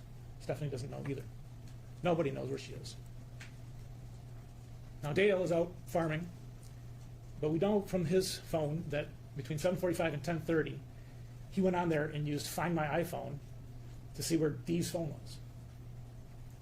Okay. And he also tried to look, those Munger surveillance cameras have a remote access app. So you can go online and you can watch your security cameras. He tries to do that as well. 10:32, Stephanie calls, where's Dee? And his answer, well, when I left, she was sleeping on the couch. So Dale says, I'll come back. He gets back to the Munger farm about 11:20. He goes to the office where the kids, Zach and TJ, are trying to figure out, they're calling around different places, they're looking at the computer monitor, they're accessing the history, the camera history, the footage, going back a few hours, seeing, can we see anything on the security cameras of what happened? How did she leave? Did she leave? What happened? So he comes in there, and next to that office, the picture I showed you, there's a hallway, and there's a lunchroom where Dale has his desk. And Dale comes out of there, and he says, oh, fuck, she left her wedding ring. And he shows him. So here's the camera view of the office, and you can see TJ, the oldest son, on the left, with his arms behind his head. Dustin Lally is in the top corner with looks like a hoodie and some kind of a hat. And Zach is at the computer screen, and Dale is almost off screen on the right. And this is about the time, although he's off camera.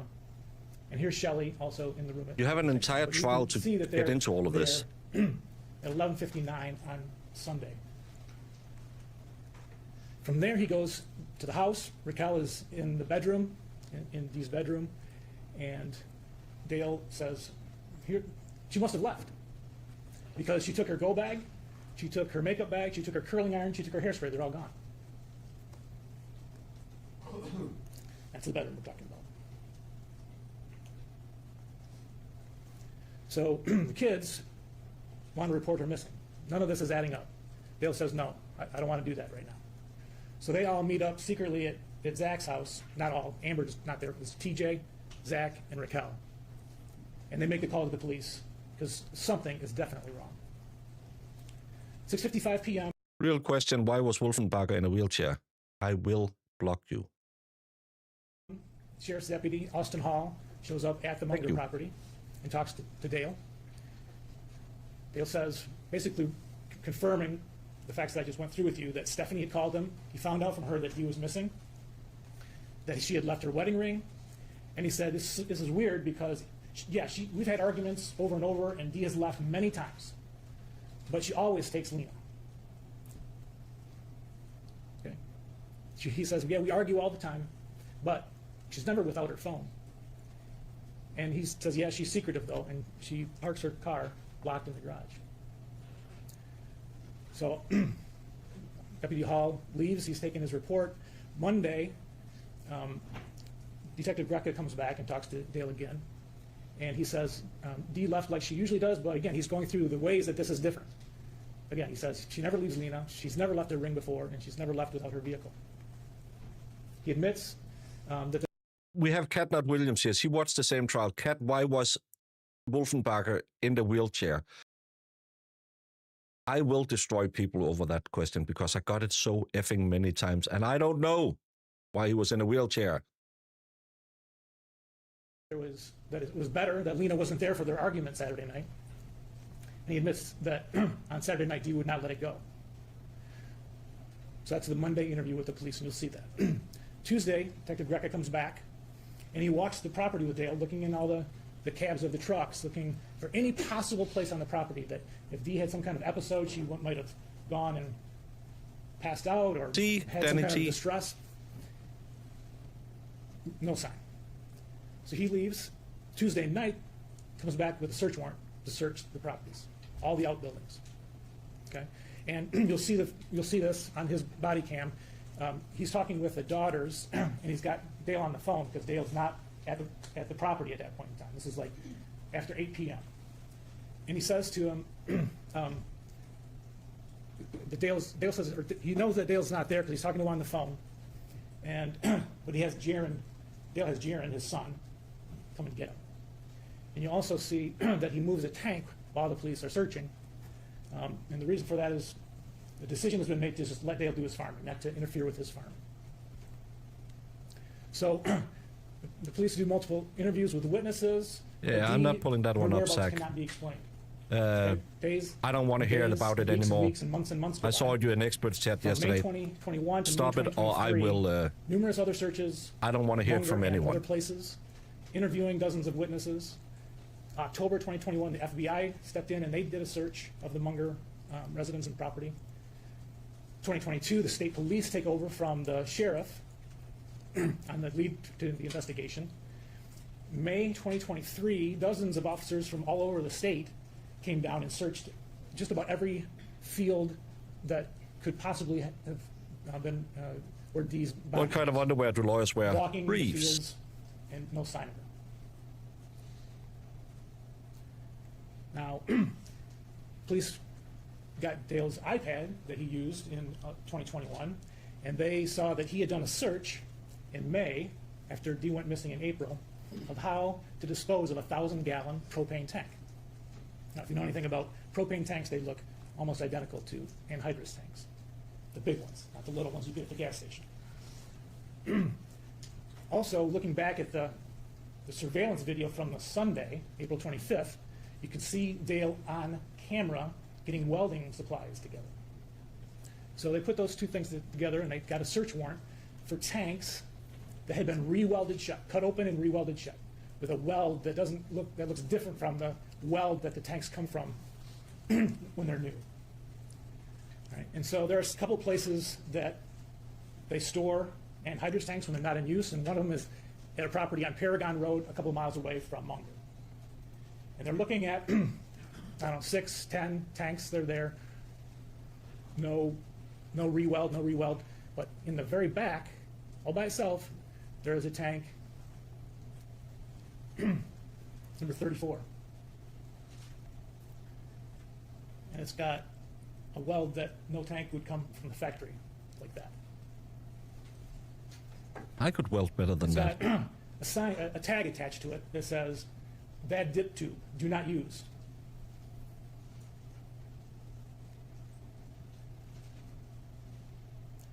So they take the tank to get x-rayed. And here's what they find.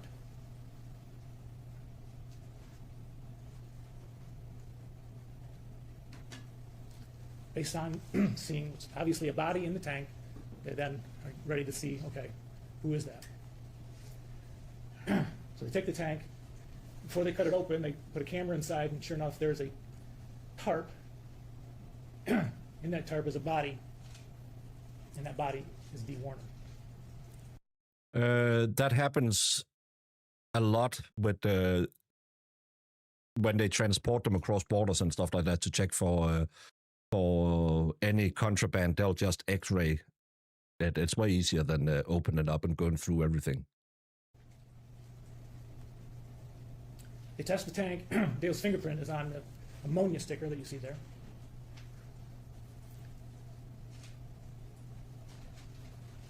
They test the paint. It's similar to the paint in the old shop on the Munger farm.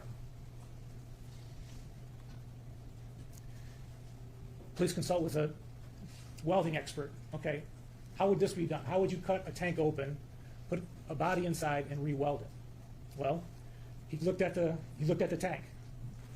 He looked at how it was cut open. He could determine from the marks that he could see on where it had been cut open that it was cut open with an abrasive cutoff wheel.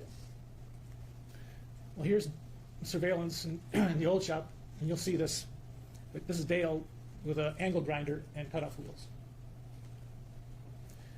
The expert says, okay, it was welded shut with a gas metal arc welding process.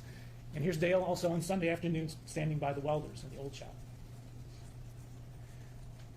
The expert says, okay, there was something attached to the top of that cap that got cut off. It was probably a hook, so you could hold the cap while you're cutting it. There's Dale getting a hook on Sunday afternoon. He said, okay, you would use a chain. You'd hook that, you'd wrap the chain around that hook. That's how you would hold the cap while you're cutting it. There's Dale grabbing some chain. If you're going to weld a tank shut, you're going to need a welding mask and gloves. There's Dale getting a welding mask and gloves. If you weld something, you're in short sleeves, you're actually going to get a sunburn. This is from the body camera on Monday, the 26th. And there's Dale's arm.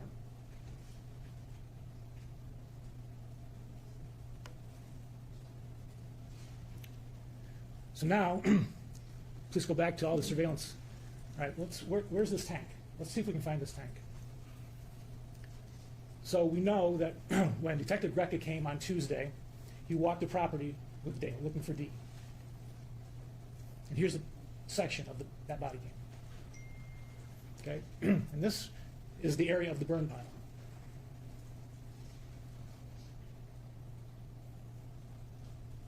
It is in Franklin Township in Michigan.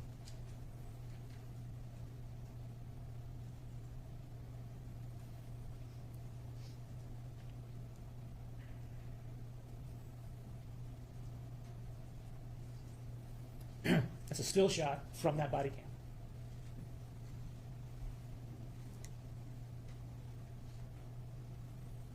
I know you can't see it from where you are. Again, Yeah, you he get did this say a thing burn set up. pile. When you do, you'll see there's an obvious defect in the weld in that area. Blew it up as much as I could. Remember the defect in the when the police found the tank in the barn in Paragon, right there.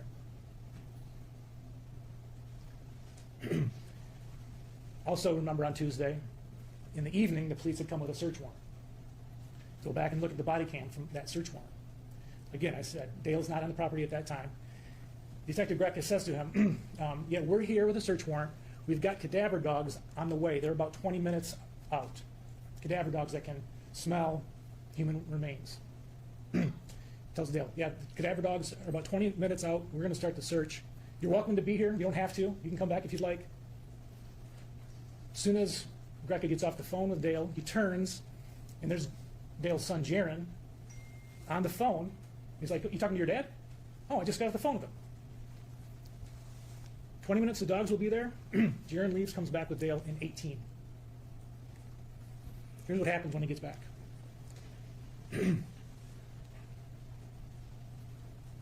Those men on the pad are part of the search team. They're running a drone.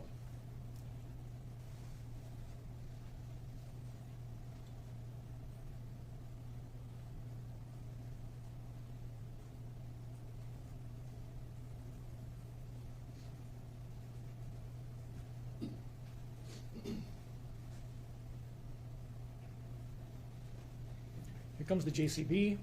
Ryan Rank is one of those men. He's going to testify it was Dale behind the wheel of that JCB. There it goes to the burn pile.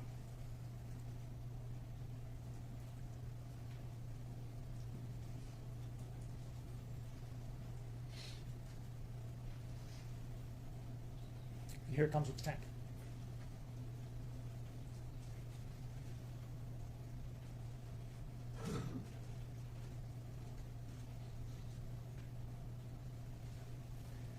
Ryan Rank, who was flying that drone, decided to capture it with his camera.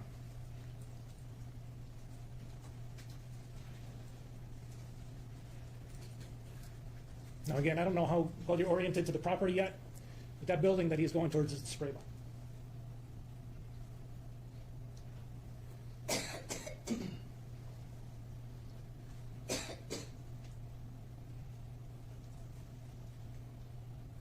There's the inside of the spray barn on Thursday the 29th with Dale spraying the floor. There's a different view of that.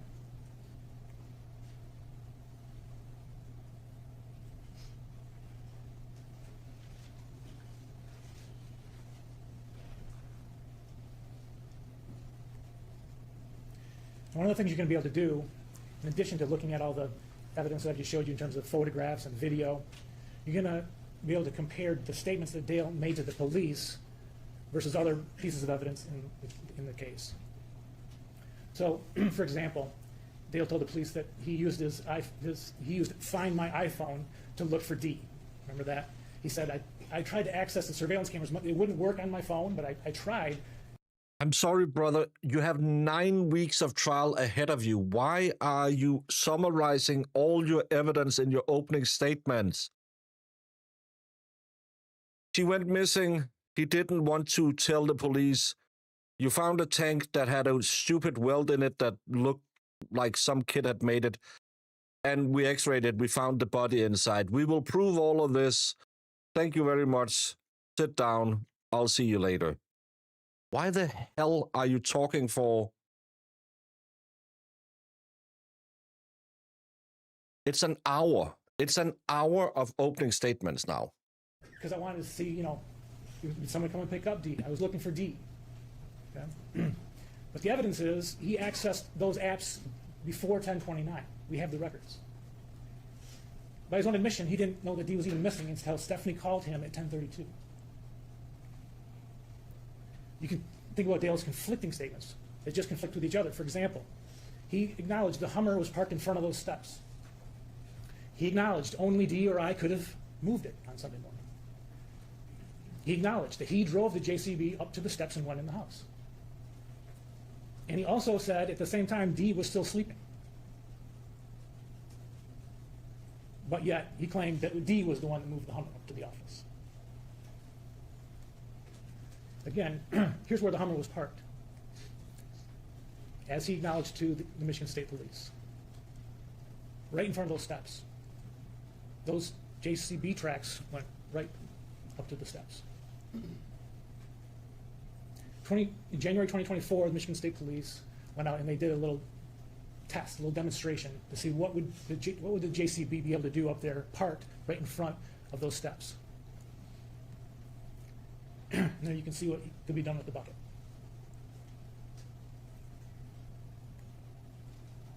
Other statements of Dale's that you should consider, or that you can. He told Raquel and the police that Saturday night he recited back to Dee their wedding vows. Richer for poor, sickness and in health, etc. He also said to the police that he sure as hell wasn't getting divorced again. He'd already done that once. Now, Judge Olsaver read you the elements of the charges that you'll be considering at the end of the trial. Okay, so he's charged, you're going to be able to consider first-degree murder, second-degree murder, and tampering with evidence. And I know that you heard this already this morning. I just want you to have this in mind as you're listening to the evidence, the things that we have to prove beyond a reasonable doubt. We have to prove for first-degree murder that Dale caused Dee's death. And we have to prove that he did it intention, with the intent to kill. And for first-degree murder, we have to prove that he did it with premeditation and deliberation. Now, I hope you all remember back to when we did the jury selection, right? You all agreed that it's possible for a person to run a red light with premeditation and deliberation. This does not take days of planning, even hours of planning. If you have time to weigh the pros and cons of your decision and you decide to go forward with it anyway, that is enough for premeditation and deliberation. Second-degree murder is similar. First element is that Dale caused Dee's death. And it could be with the intent to kill, or it could be with the intent to cause great bodily harm. You're not intending to kill, but you do something with the intent to cause great bodily harm, and death results, that's second-degree murder. Or if you do something so risky, okay, so if you knowingly create a very high risk of death or great bodily harm, knowing that death or such harm would be the likely result of his actions, that's enough intent for second-degree murder if he did that and caused her death. The other charge is tampering with evidence, okay? And again, so there's some evidence to be presented in a future official proceeding. Think of her phone, her purse, her body, right? If you have an autopsy, you can tell, how did someone die? Was it natural causes? The defendant removed, altered, concealed, destroyed, or otherwise tampered with that evidence. He did so on purpose and not by accident. That's the third element. The evidence was intended to be used in a criminal case where open murder was charged, which is what he's charged with here. A couple other things that Judge Olsaver will tell you that I want you to keep in mind in terms of proving his intent, that we can prove it, you can infer his intent from the I'm not on StreamYard, and I could technically do it, but it'll have me change the overlays and touch a lot of buttons, and I would probably get it wrong.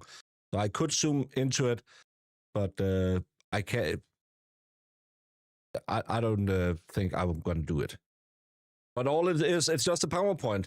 Intent: the defendant's state of mind may be inferred from the type of wounds inflicted, the acts and the words of the defendant, and any other circumstances surrounding the alleged killing. There's nothing on it. type of wounds inflicted, the acts and words of the defendant, and any other circumstances surrounding the alleged kill. Motive may be important, but we don't have to prove that he had a motive or why he did this.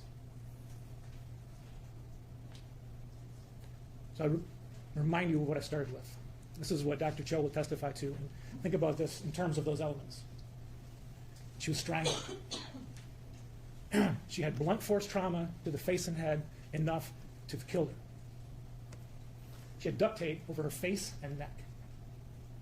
She was in her pajamas, wrapped in a tarp, welded in a tank. When you hear this evidence, and at the close of the trial, we'll be asking you to return a verdict of first-degree murder and tampering with evidence. Thank you. You froze. Well, it's snowing, so it's cold out. That's why I'm freezing. Ms. Sharkey, does the defense wish to make a statement? Yes, Ms. Vinsky will do that. Thank you. Can we get some fire? Can we get some fire? Can we get...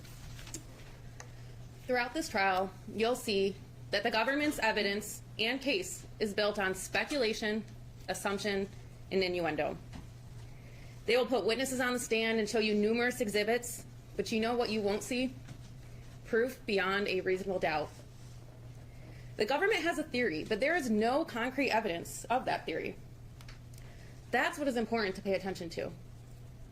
Consider very carefully if what the government is actually presenting to you is actual evidence of murder, or something that they are theorizing and speculating is evidence of murder. Really think about the details of the case that the government is going to put forward to you. As you heard from the court, the law does not allow imagination to replace proof. Instead, the oath that you took requires that you consider all of the evidence when analyzing the specific details of this case. The law also requires that you consider the lack of evidence. The critical time here is the night of April 24th, 2021, going into April 25th, 2021. That is when this murder supposedly happened.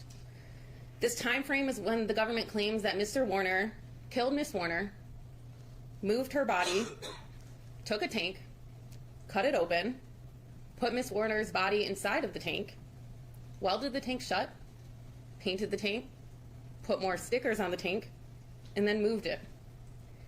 You'll see, you saw in the pictures, that this is a giant anhydrous ammonia tank. Its size and weight are significant. And all of this is supposedly being done while Mr. Warner is working on other chores and doing work that is part of his regular duty on the farm. Duty. The government wants you to believe that this was all done on the farm without anybody noticing it.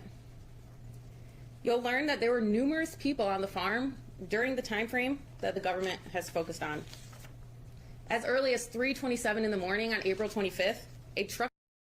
Is everyone buffering? I'm looking at the signal. It says it has a great signal. I don't know if everyone, maybe, just maybe, it could be on your end. Try closing the app, opening the app again. This time it might be your internet, not my internet, that something's wrong with. I hope it's your internet, not my internet, because I'm almost out of options of how to try and fix everything. So I think it might be on your end. YouTube is saying I have excellent connection. So I hope I have excellent connection. The truck driver comes onto the farm to load up a truck and make a delivery. You'll learn that people can and actually do show up on the farm at any given time. Around 7 a.m., Mr. Warner starts his day and begins to work on the farm like he typically does. Mr. Warner leaves his property of the farm at 7:47 a.m. to go and spray a different farm. That's part of his job. Around 8:04 a.m., another worker comes onto the farm to work. This is before Mr. Warner even comes back. You'll learn who's on the farm throughout the day. It's always For you, instance, Sue. if we move to the 11 a.m. hour, more people arrive. There are 7 people that are on the farm in addition to Mr. Warner. The same worker who arrived at 8 a.m. is still there. He's joined by a friend. Miss Warner's son, her son arrives on the farm. Her son-in-law is on the farm. Another son joins them. Her sister-in-law arrives, and then her daughter arrives shortly after that. Again, in that hour alone, there were 7 people that were on the farm with Mr. Warner. The afternoon of April 25th is no different. At 2:31 p.m., Miss Warner's son-in-law, nephew, daughter, a farm worker, his friend, they are all on the farm. And then about 20 minutes later, another employee arrives. Here is another hour where there are 7 people on the farm with Mr. Warner. Mr. Warner didn't put restrictions on where people could go. He didn't know who would randomly show up and walk around. You'll see surveillance videos from the farm where they track people's movements and where they went. Again, this case is not about what might have happened. It's about what the evidence proves beyond a reasonable doubt and what it does not prove. Now, it's easy to point fingers after the fact. It's easy to take words and behaviors and take them out of context and twist them and intensify them into the stories that you will hear in trial. But at the end of the day, you all aren't here to judge whether Mr. Warner was a good husband or not. You're here to determine whether the government has proven beyond a reasonable doubt that Mr. Warner committed the crimes that he's charged with. You'll hear a lot of testimony throughout the course of this trial. I'm sure you're aware of that at this point, and I don't want to take up more time telling you what you're going to hear from the stand, but I do ask that you focus on 3 things when you're listening to the testimony. First, think about the government's own timeline for when they claim Miss Warner was murdered, and then the tank was cut open, Miss Warner was placed inside it, the tank was welded shut, painted, and moved. The government will try to force events to fit into this timeline that do not fit, because they cannot fit within it. Their own timeline will fall apart with close examination. Second, pay attention to what's going on the farm, and including all of the people that are on the farm at the time that the government is claiming Mr. Warner is hiding Miss Warner's body. And third, consider how the investigation was conducted and how the police ignored other relevant information. In the end, the court will instruct you and has instructed you at this point that the burden of proof is beyond a reasonable doubt. That is the highest burden in our legal system. And this high burden is as it should be with the allegations we have here of murder and tampering with evidence. This is a burden that the government will not be able to meet. And because the government carries the burden of proof, any unanswered questions, any inconsistencies, any holes that the government does not fill because it cannot fill after hearing the facts are a reasonable doubt. By the end of the trial, the government will not be able to rule out each and every reasonable doubt that exists in this case. And the law requires that even just one reasonable doubt means that there must be a finding of not guilty for Mr. Warner. So for all of these reasons and others that you will learn about, we ask that you follow your oath and follow the law and find Mr. Warner not guilty on all counts. Thank you.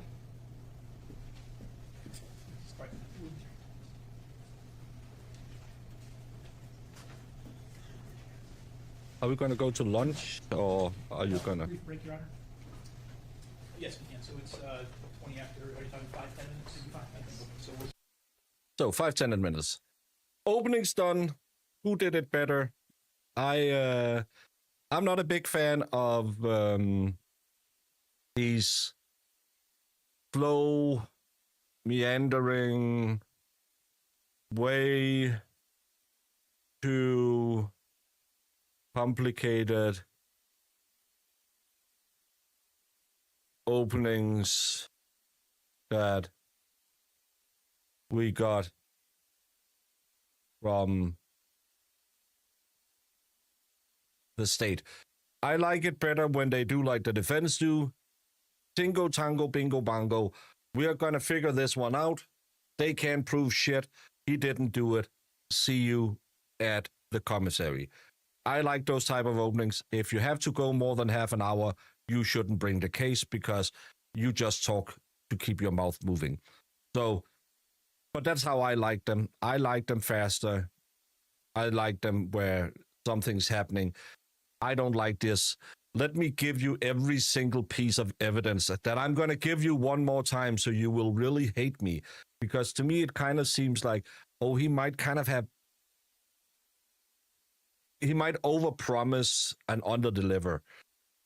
So I don't know, but that's how I see it. And even though I'm always right, Sue can see it in a different way because Sue is always wrong. I wrote wrong. Voted wrong. Well, Inspire, it's almost your bedtime. That's why. Oh, and I figured this one out. I did spit it out. Sorry, I'm watching curling. Hope everyone is having a good day so far. Well, I watched curling earlier. We lost to Canada. We are jury members, and I get bored. I think defense was to the point and just said, "Hey, this is what we are thinking. We will show you." Love that for either side. Yeah, I think an opening statement shouldn't be, "I'm going to take your hand and I'm going to go here and go here and go here and go here and go here." Give me the highlights. They were having marital problems. She wanted out of it. There's allegations of spousal abuse.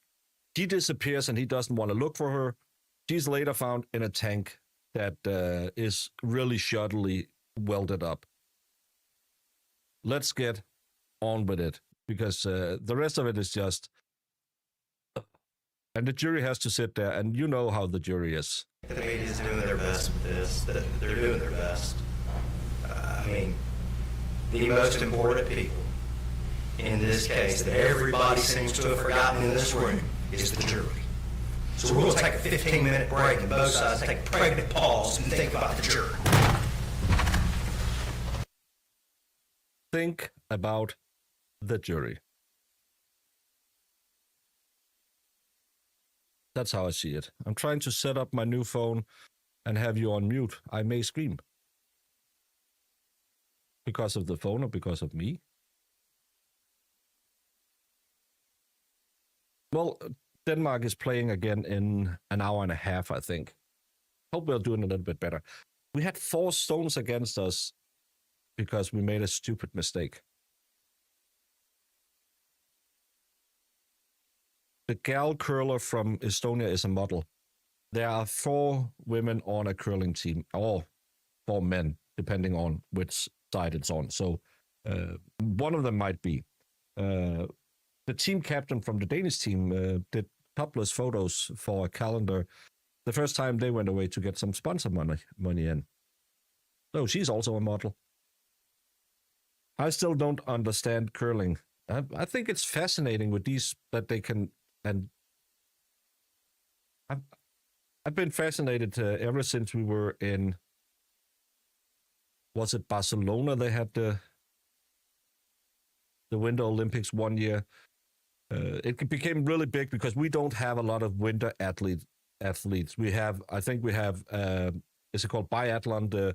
We call it ski shooting. I think we have maybe a cross-country runner. Then we have our ice hockey team. I think they're playing today as well. Curling that's where we kind of got into winter sports because we had some women who played pretty well. I think they won the bronze. And they got really popular. Their songs were made about them and everything. And then we have, I think, 2 skeleton players, or 2 skeletoning, whatever you call that little sleigh there, riding down at 90 miles per hour and ice shoot. That's weird. Other than that, I don't think we have that many people at the Olympics.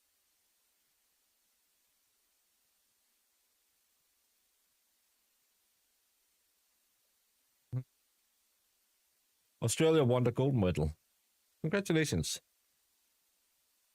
You got bleach blonde hair with blue eyes. You can't miss her. Dave, I'm sorry to tell you this. It might come as a surprise for you.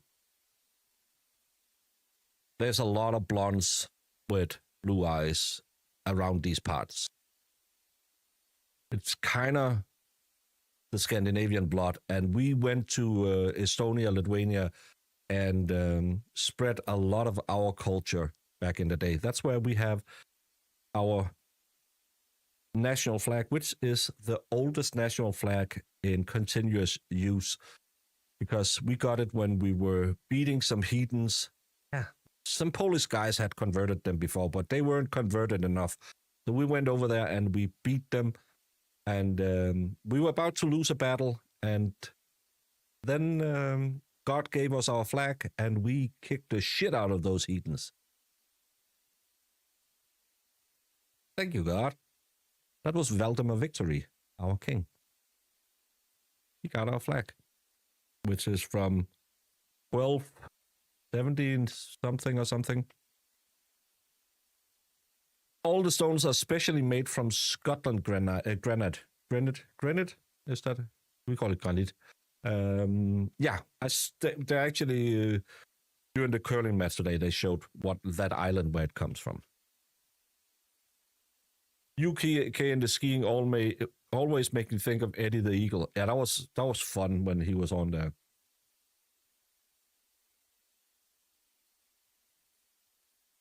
I like speed skating. The downhill skiing, I can watch it. I like the big air competition as well. But hockey, I don't understand that game.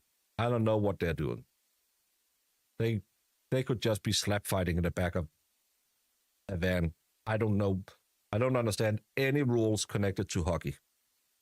Something about icing, something about high, something about offside that has nothing to do with the offside rule in football. All of it is wrong. And they are on ice, and they shouldn't be. So hockey is not my favorite. My cousin in the U.S. team was the favorite to represent U.S., but got bounced in the first round of the U.S. Nationals. Duh.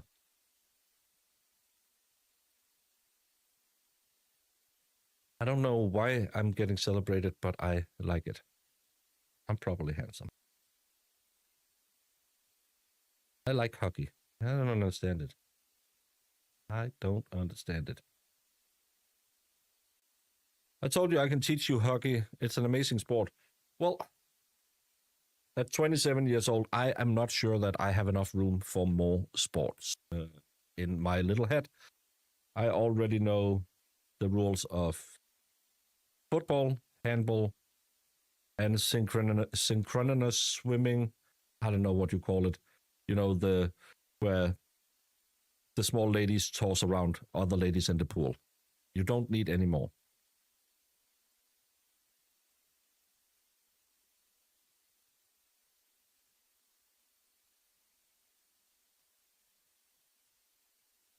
I got you. If my wife understands hockey now, trust me, it'll take 2 minutes to explain it all to you. No, because I've been at hockey games. The only part I understood was you can drink beer and get into a fight. That was kind of the part I understood of playing hockey.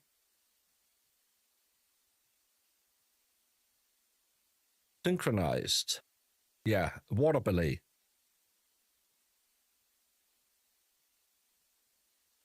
Jake Paul is dating that Dutch skater. How did he land her? Wildcat, I will tell you a secret, only you. The rest of you, the rest, please close your ears because I'm talking to Wildcat now. Wildcat, there is this thing when you get famous, a lot of women would find you way more attractive than being a roided up guy should be. And you can see it with millionaires and billionaires who have these supermodel wives.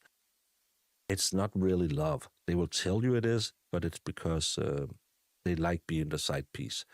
So I think the reason why he could land her was, one, he's quite famous. Two, he probably got some monados. And he liked the high life.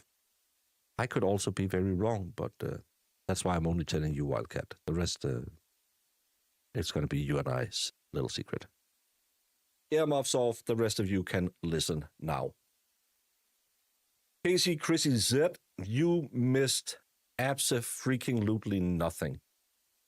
We saw the tank that she was found in. It looked horrible, the welding. It was probably some of the worst welding job I've ever seen. And other than that, the state used an hour for opening statements, gave you every piece of evidence they're going to put in, and the defense stood up for 10 minutes and said, everything this guy said was bullshit. They can't prove it because the timeline won't fit. So it's going to be interesting to see where it is.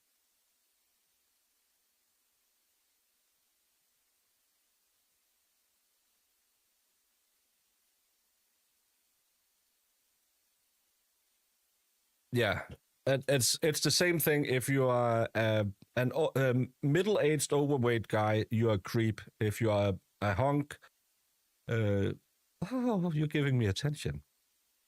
It's different, but that's how it is. Judge is back.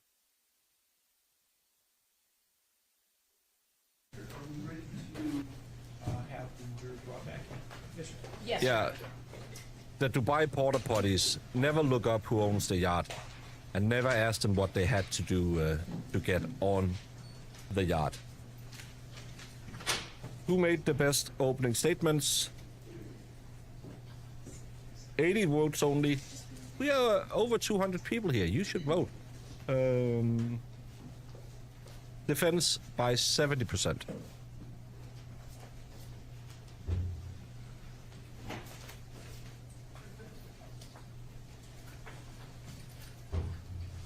Holly Mac, that's not the problem. I can figure out how many pucks goes into the net. That's not my problem. My problem is all the stupid reels. Why are they blowing the whistle now? Why are they doing this? This is the problem with a lot of American sports, that they are too slow in between everything because you don't understand why they're taking breaks all the time. Hey, Sharon Loke.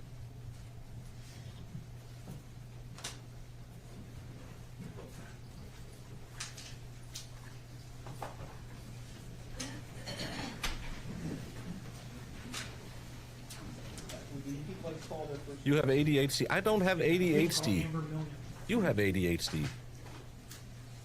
I can sit and watch a 90-minute football match that'll end 0-0.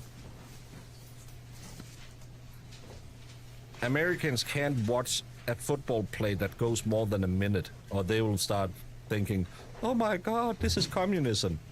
You have ADHD, Marissa. Raise your right hand, please. Do you swear or affirm to tell the truth, the whole truth, and nothing but the truth under penalty for perjury? Yes. Go ahead and sit down. Oh, we're starting with the family? Hi, Amber. Hi, Introduce yourself to the jury. What is your full name? Amber Million. And how did you know Dee Warner? It was my mom. I'm going to ask you to speak up real loud. She was my mom. Okay. And do you have siblings? Yes. Who are they? TJ Bach, Zach Bach, Raquel Bach, and Angelina Warner. Okay. And your maiden name is Bach? Yes. Okay. And the the four Bachs, who is your dad? Timothy Bach. Okay. And so your mom and Tim were married? Yes. Okay. And how did you know Dale at that point in time when your mom and Tim were married? Yes. Okay. And this is my mods. Sue is in my chat constantly screaming at me. Now my mods are, you are mentally deficient. You have ADHD. Shut up. I hate you all.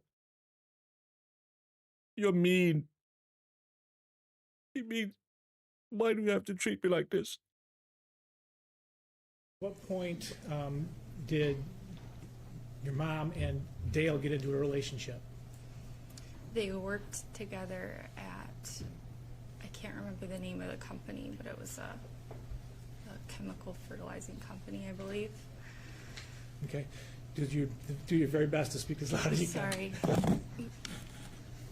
So you said they worked together? Yes. How old were you at that time? Probably between 13 and 14. Okay. And did it come a point when your mom and Tim got divorced? Yes. And that was about that same time, about around when you were 13 and 14? Yes. Okay. And then what happened with Dee and Dale? They got married, is that correct? Years later. Okay, and that's why I'm asking about how many years after the divorce? I believe it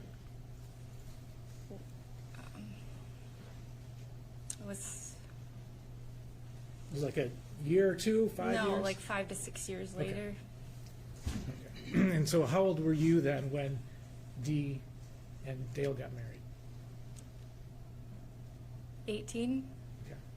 And where were you living at that time? With my dad. And in relation to the Munger property, how close was your dad at that point in time? Maybe 5 minutes. Okay, so close. Yeah. Okay. Now, I want to take you to Friday, April 23rd, 2021. Did you do something with Angelina that day?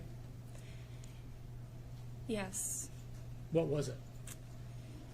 We went and had lunch together. It was at her school. It was bring an important person to school day, I believe. And we went and had lunch, and then we picked up my son from school, and then we went back to my house. Okay. And do you remember how old Angelina was at that time? Or what grade she would have been in? Oh, maybe 9 or 10. Okay. All right. And then that night, is Lena still with you? Yes. Okay. Did you spend the night? Yes. When was, after Friday night, when was the next time you saw your mom? After Friday night? Right. Saturday morning. And do you remember approximately what time? It was in the morning, maybe between 9 and 10. Okay. And do you know, where did you see her? My house. She came to my house. And do you know why? To pick up my sister, Angelina, for a soccer game. Okay. And again, do you have an approximate time when the soccer game was? Around 10. Okay. 10:30. All right. And so do they go to the soccer game? Yes. All right. And what are you doing, just generally speaking, on that Saturday? I'm working from home. Okay. And what kind of work do you do? I'm a nurse. Okay. And you can do your work from home? Yes. I was a triage nurse at the time. Okay. And how do you do your work from home? I speak to patients and help them troubleshoot issues from home. Okay. People who've had surgery? Yes. Okay. All right. So do you see your mom again on Saturday? Yes. About how much later? About an hour and a half to 2 hours later after the game. Okay. And again, approximate time frame? Between 11 and 12. Okay. And is there anything about when she came back that you remember? She was hysterically crying when she came in to the house. Okay. Where were you when she came in? I was at Marissa, we don't talk about Sue's family on the stream. She gets mad about it. my desk in my room. Okay. And so she just, Dee just came in the house? She came in the house and directly into my room. Okay. And what happens when she gets in your room? She sets her phone on my desk with a text. Oh, by the way, is this his daughter as well? Because both of them had been married before. So I don't think this is his daughter. Text message opened. Okay. And if I showed you that text, would you remember it? Yes. All right. Showing the witness people's proposed 87.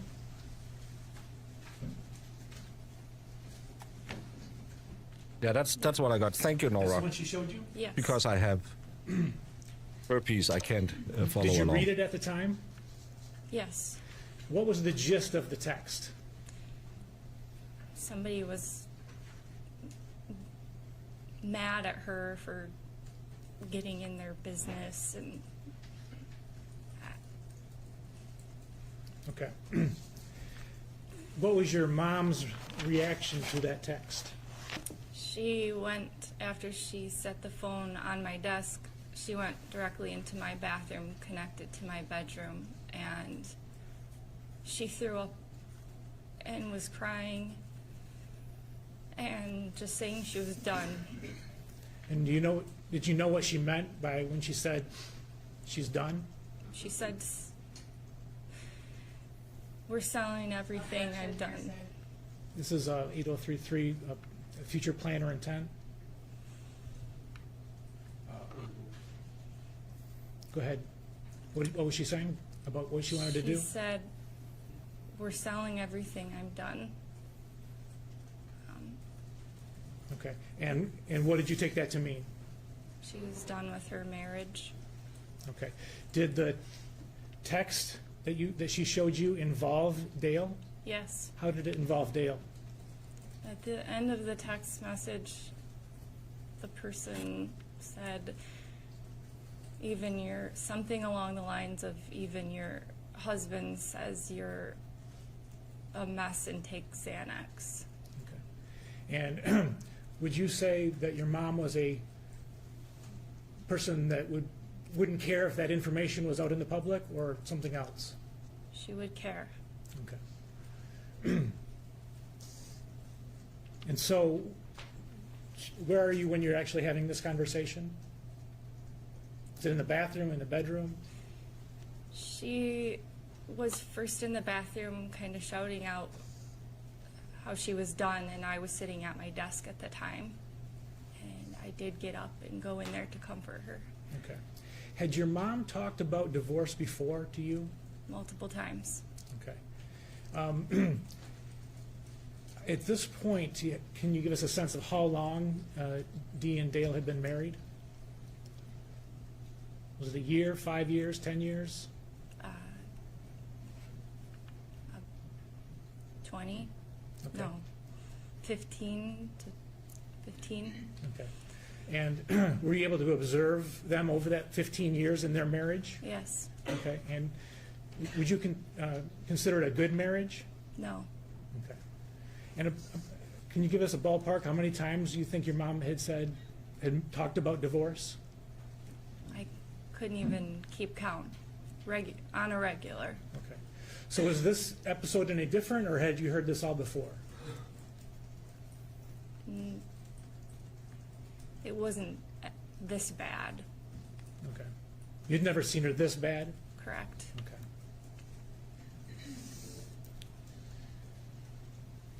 All right, what happens next? I went into the bathroom to comfort her, and then I had to get back to work, and so she sat with me and kind of just tried to pull herself together. She sat in my room, and then she had an appointment to get her lashes done, so she was trying to pull herself together to do that. Okay. And then at some point, does she leave for her appointment? Yes. And did you see her again after that? Yes. Okay. She comes back to your house? Yes. Okay. And where is Angelina during this time? She's at my house playing with my son. Okay. And approximately how long did your mom stay after she came back from the eyelash appointment? A couple hours, I would say. Okay. And what are you doing during that time? I'm working. Okay. And what is your mom doing? She was cleaning and doing some of my laundry and kind of tending to the kids, and I think she might have made lunch. Okay. And you're working in your bedroom? Yes. Where is she doing the laundry, folding clothes, and that kind of thing? In the laundry room, and then she was in the kitchen. Okay. All right. And then at some point she leaves? Yes. And again, approximate ballpark time that she would have left? Mid to late afternoon. Okay. And did she take anybody with? No? Actually, it was probably later than that.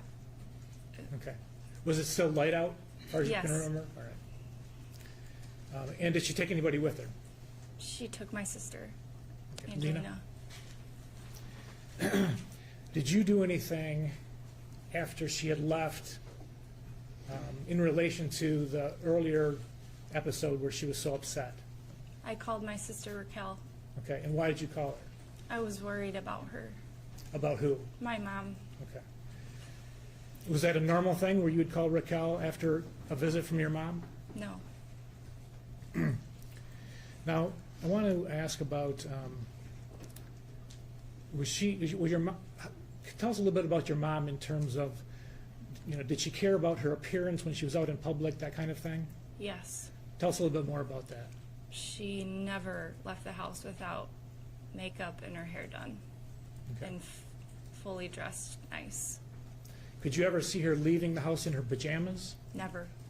Okay.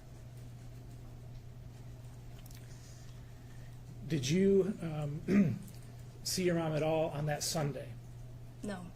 Did you see her at all after she left your house on Saturday afternoon into Saturday night? No. Okay. Did you hear anything on Sunday morning regarding your mom? Yes. Okay. Was that one time or multiple times? Multiple times. Okay, and who was communicating with you? My sister Raquel. And this is during the day on Sunday? Yes. Okay. Did you ever see your mom again after she left your house? No. Thank you, nothing further.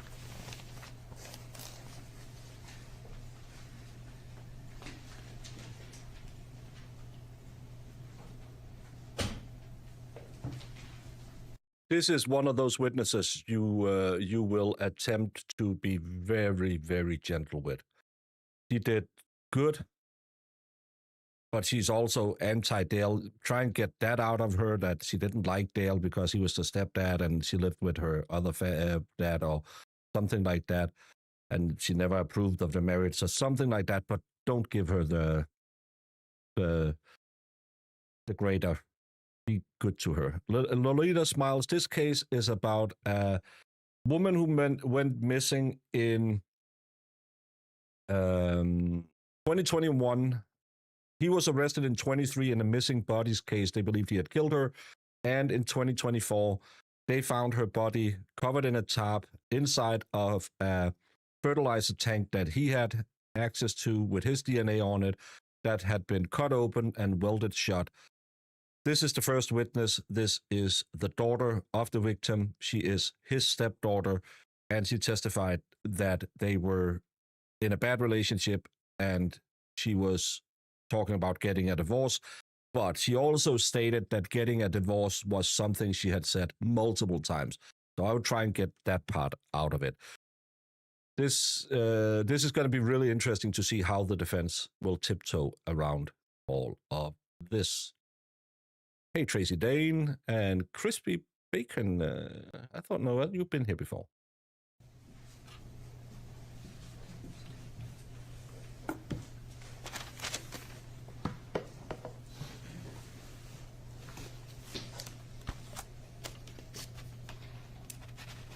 Good morning. I just have a few questions for you. My name is Marissa Vinsky. I represent Mr. Warner. You had testified that you were in high school when Mr. Warner and Miss Warner got together. Is that correct? Yes. And you observed them fighting a lot throughout the time that they were together? Yes. But you never saw physical violence between Mr. Warner and Miss Warner? No. You never saw Mr. Warner on the verge of hitting Miss Warner during any of these arguments? No. You never saw him get close to her during these arguments? No. And I believe on direct you indicated that your mom brought up divorce many times. Is that accurate? Yes. It wasn't surprising to you when she would say things like this? No. According to you, I think you said she brought it up millions of times. Is that accurate? I did not say millions. Do you remember having an interview with the police in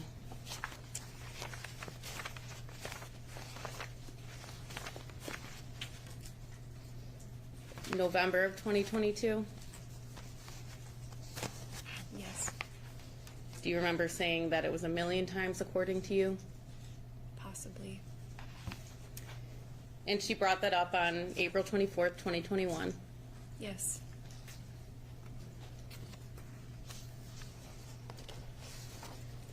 Mr. Warner's response to Miss Warner saying she wanted a divorce was, okay, whatever, Dee.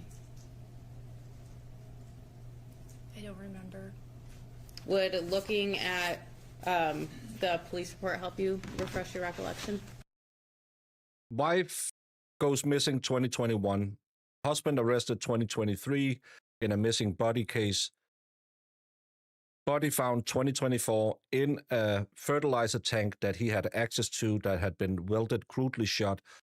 And this is the first victim. This is the kid. The state says he did it, and the defense said the timeline doesn't match. Sure. Ms. Saylor, can you do GWR02, page 57?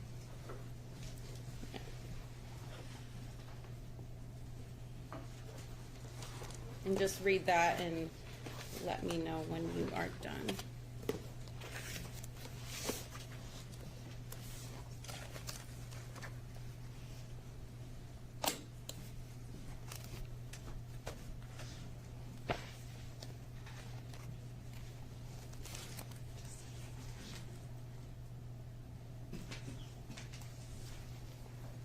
Okay. Did that help refresh your recollection? Yes. That was Mr. Warner's response to, I want a divorce. Okay, whatever, Dee. Yep, that's what I said. Objection. Can we get some clarification on the time frame of when this, okay, whatever the response is? You had a conversation with your mother about wanting a divorce. She wanted a divorce from Mr. Warner on April 24th, 2021. Is that correct? Yes. And she actually indicated that to Mr. Warner before she had come over to your house. Okay. Do you agree with that? I might have said it at the time. I can't remember specifically the conversation now. Would looking at the police report again help? It looks like I said that, yes. Okay, and based off that, on that same day, April 24th, 2021, Mr. Warner's response was, okay, whatever, Dee. Yes.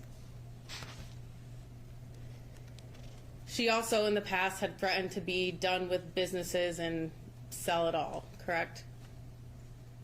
I don't recall. Would listening to your interview to the police help you refresh your recollection on that? Yeah. Okay. It's going to be GBC 04. 4054. She looks very young to me, but she has a kid, so.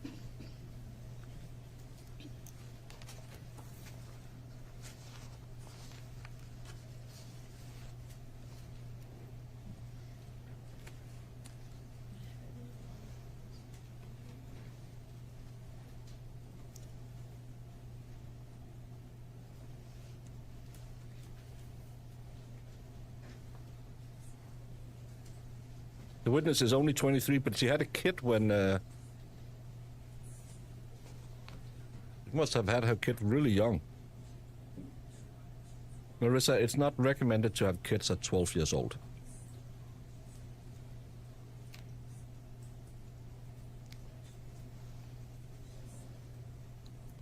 Okay.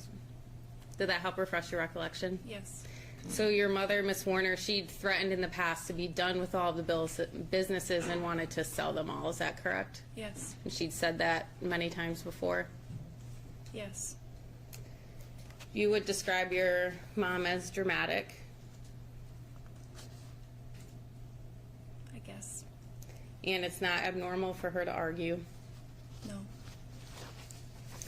Going to April 23rd, 2021, you picked your sister up, Angelina, from school.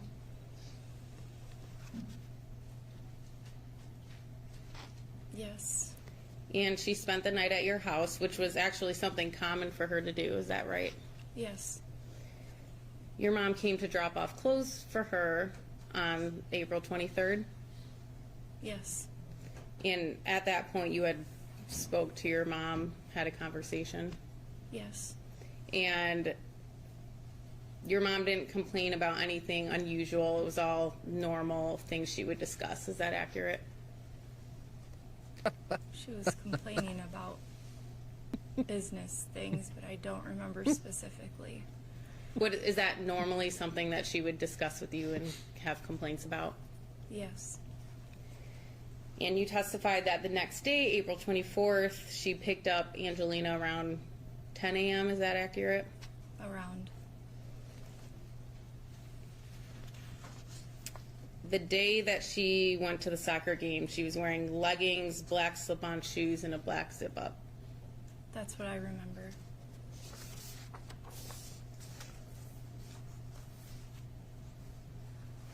You mentioned that she was upset about Mr. Warner mentioning her use of Xanax to other people. Yes. And just to be clear, your mom had also said negative things about Mr. Warner as well throughout the course of their relationship. To me? Yes. Yes. She referred to him as that asshole. Yes. And when your mom was at your house that Saturday, April 24th, she was starting to get a migraine.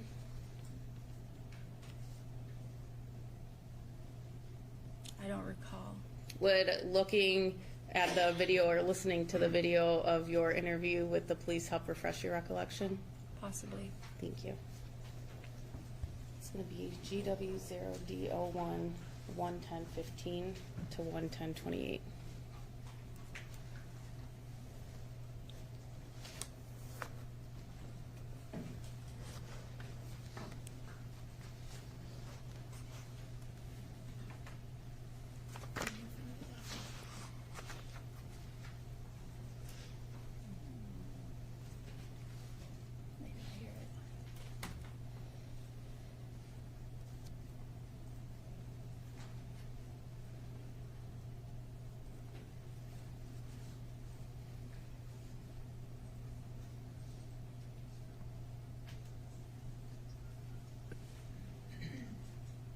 No, it's too. Yeah. Again, this is hard to. That's kind of what they need to do. Say, well, she did it herself.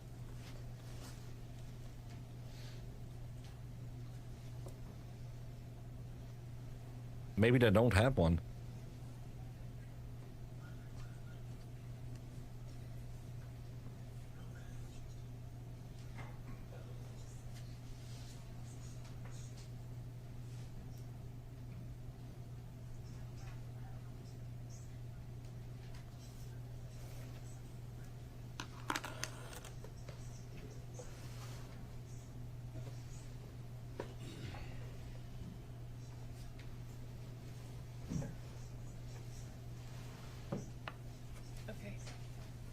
Did that help refresh your recollection? Yes. She started getting a migraine that day on April 24th, Yes. and she took medicine for it. That's what I said. Yes. Just lastly, on April 25th, you were not alarmed at first when nobody could find your mom? Not right away. You thought she left because she was mad at Mr. Warner? Correct. And you were not worried because that's something she had done many times before? Yes. I have no further questions. Thank you, ma'am. You can step down.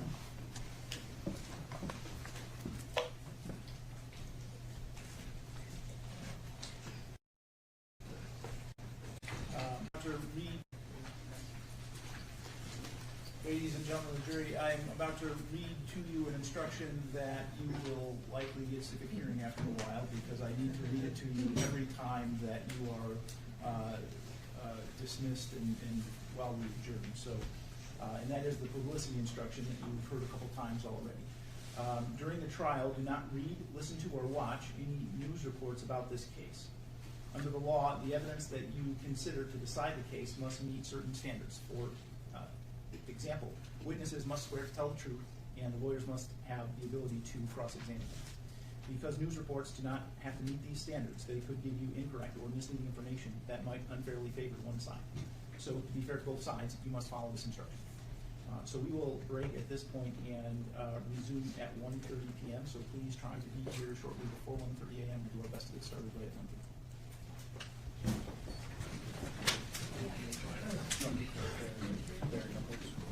They can choose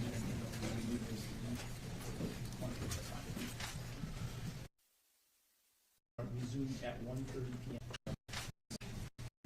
Be silent and not have conversations. We are still on the record, although I have to speak to the jury, so please remain quiet. But at this point, is Ms. Millian released from her subpoena? And I asked if she's still in the courtroom, and we need to know that to determine whether she can remain. Yes, Your Honor. No objection, yes. Okay. All right, so Ms. Millian, you are welcome to stay in the courtroom for the remainder of the trial. The other issue is, I don't know if it would be helpful, but the court does have a set of over-the-ear earphones to assist with playing audio back to the witness. We can get you that if you want it. Ms. Sanders seems very happy, so I think that's what that would be. Yeah. And the last thing is that I would just remind people about the sequestration order and maybe ask the attorneys to scan the gallery on occasion. Obviously, the officers out front are doing their best to make sure that no one who is a witness comes into the courtroom, but your assistance in that regard would be helpful also. Yes. Anything else we need to address on the record before we break?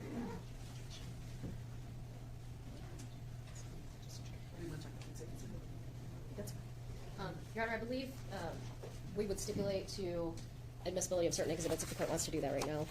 That would be fine. Okay. Exhibits.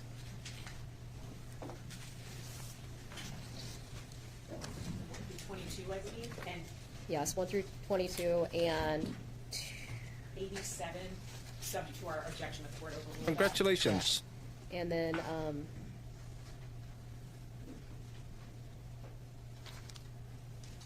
here we are. Exhibits 204.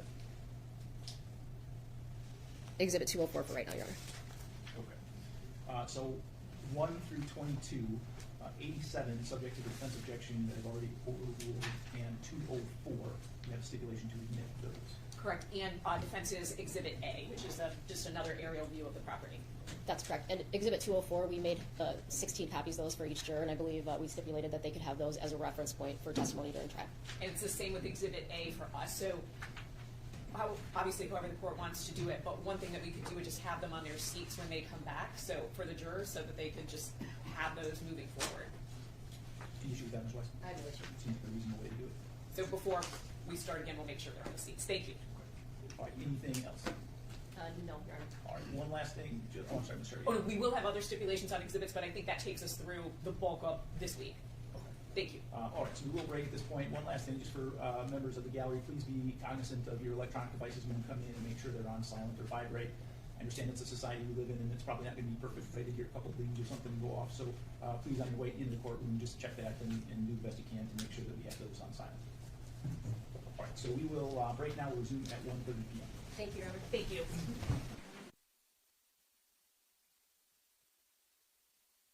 Well,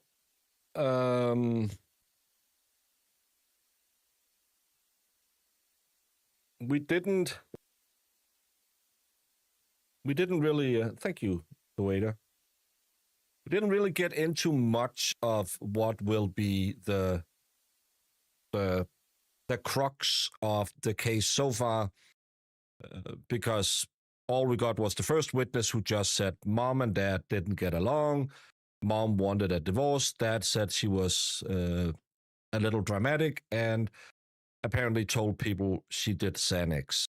Again, saying someone is doing Xanax is what? What does it prove? It's a prescription. So is she doing Xanax because she needed to do Xanax, or was she popping pills? That's That's such a weird statement out of nothing, because it's the same with people who will accuse other people of doing drugs because they are on Adderall. Adderall, I am told, not that I know anything about Adderall because I don't have ADHD, but I'm told it is an ADHD medication. And yeah, and again, she could have anxiety because they were running apparently multi-million-dollar businesses. She could have anxiety because she was in a crappy relationship. She could have be on Xanax because she was a little high-strung. To me, that's just it's a weird point to harbor on because it makes him kind of looks like a dirtbag, but at the same time, it's one of those statements where you're thinking, so. And again, we only have one witness so far. Let's remember the golden rule on this channel. Innocent until proven guilty. And Sue is always wrong. That's the golden rule on this channel. Innocent until proven guilty, and Sue is always wrong. So if you came over here from Catnut Williams and haven't been here before, hola, je suis la Becca Broquin, or la boulangère. I don't know what broken is in French. I do court trials, live trials, just like Kat does them. Try to make them a little more entertaining sometimes when they're boring. Like to engage a lot with all you people in chat. I am so happy with my new program that I finally figured out how to get your wonderful text messages up on the screen, so we get a little more chat engagement. And we are on lunch break till 1:30. I'll be back a little before that. I haven't set up the next stream because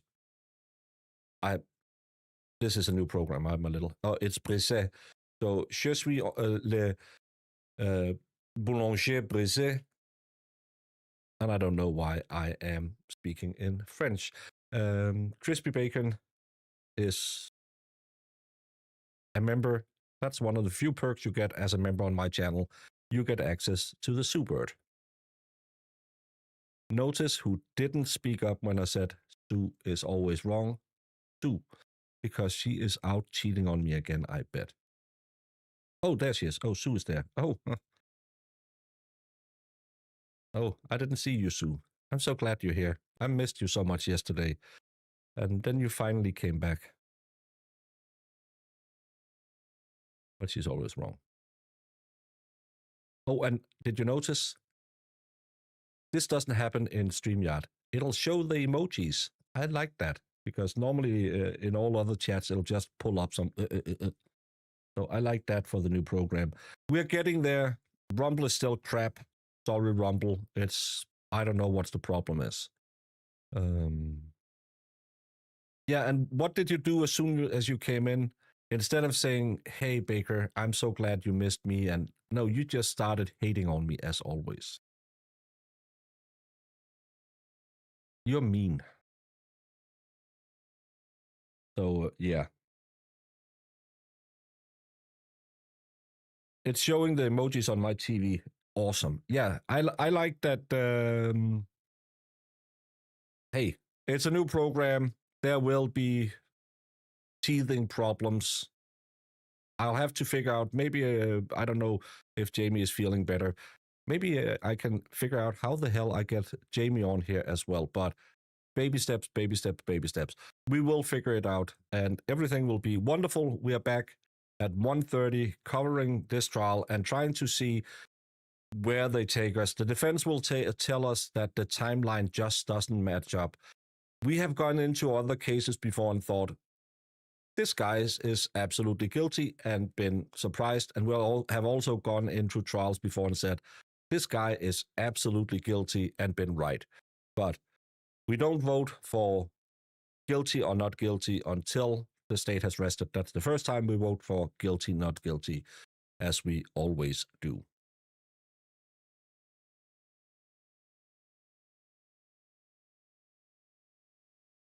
they missed you, Sue, because we couldn't understand what that hillbilly talk was, so we needed you to interpret for us. Money is off to get some D. Oh my. Oh my. I don't know. I don't know why.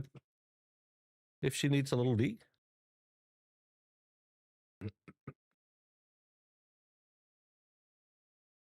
Everything I say on this channel are always Eastern Standard Time. That's just the rule, because it'll make it easier to always keep it the same time zone. You know whatever time you are on. I don't. So I don't sit here and say we're back at 1 Eastern, 12 Central, 11 Mountain, and 10 Pacific, and 2:30 Australia time. So yeah, that's a long lunch. I think we've seen that before in Michigan cases. They take a good lunch. Most likely they are not served lunch, so they'll have to get out and go out and get it, and that could be why they got a little bit longer lunches. And I don't know if they'll end at 4 or 5. We'll have to see. But everything I say on this channel is always, mostly always, in Eastern time, unless I say something differently, because that's just how. So I have to only remember it's 6 hours after me. So I don't say I'll be back at 19:30. I'll say I'll be back at 1:30. If you are in Britain, we'll be back at 6:30.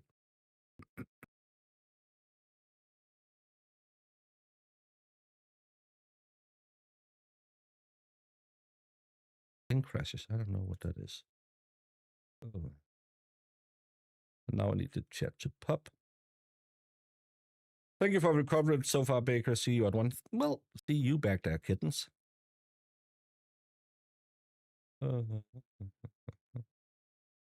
Well, please come back. Yeah, hippie. If the chat is somewhat raunchy, Bad Dassler is there. Bad Dassler isn't that bad. He's not the worst.